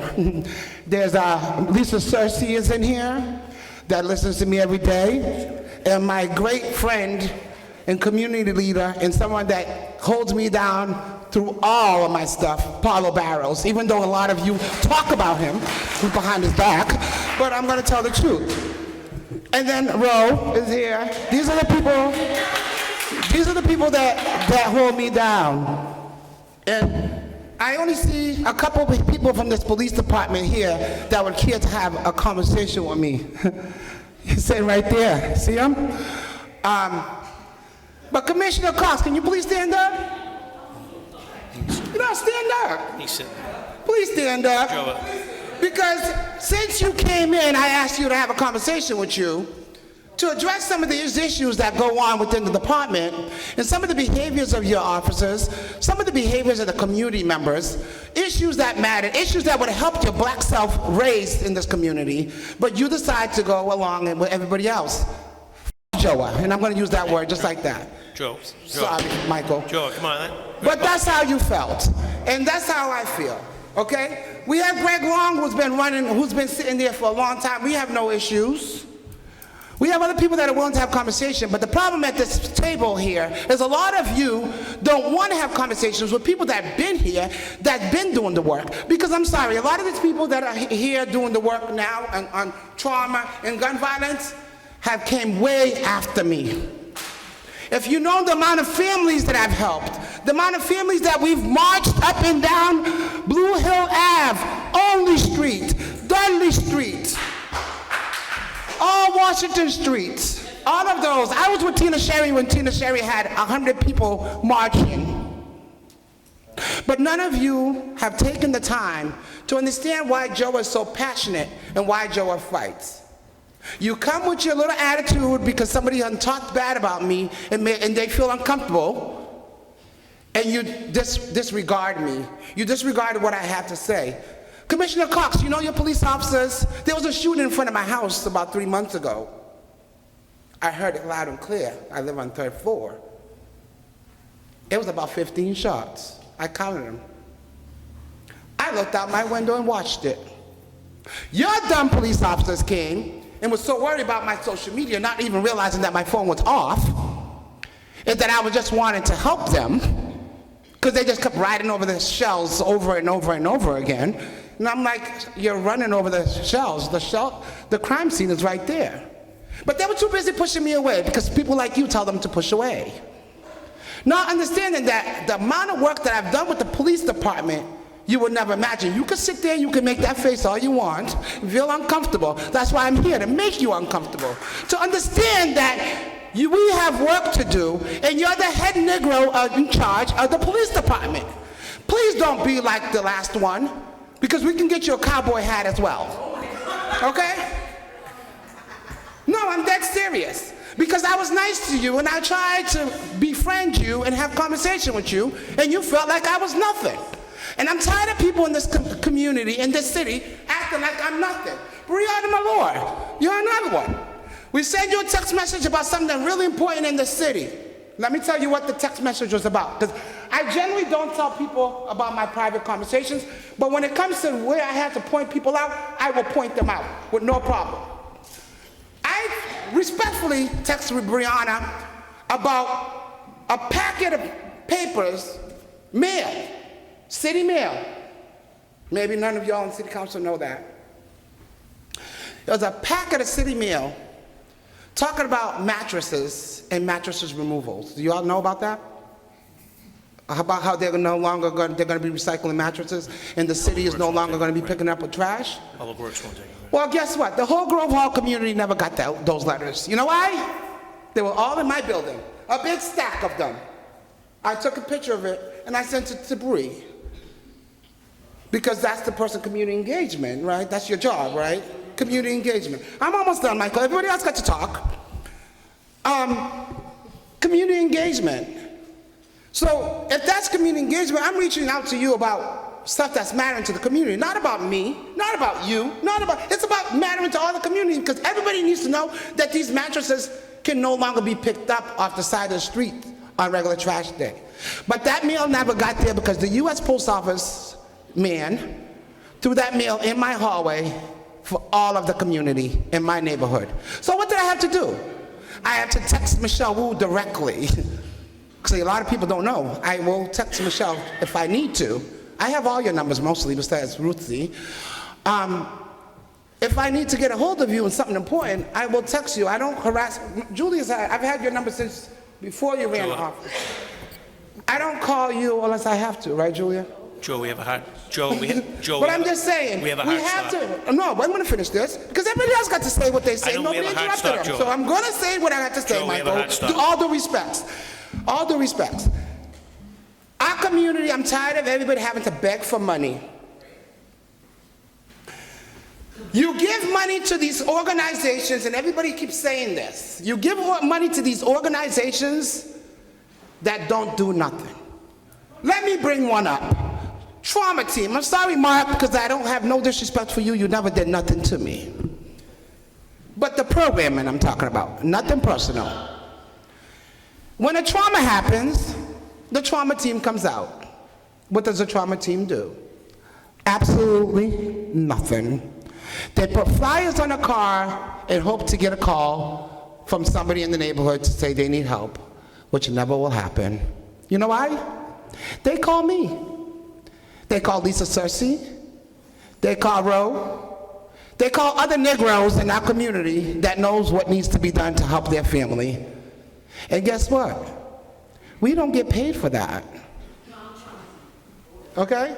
We don't get paid for that. Thank you, Joe. But I have no problem doing it. I'm going to continue doing it for my community. But all I'm asking the city council is, please, when you're giving out funding to nonprofits, do your research on what exactly they're doing.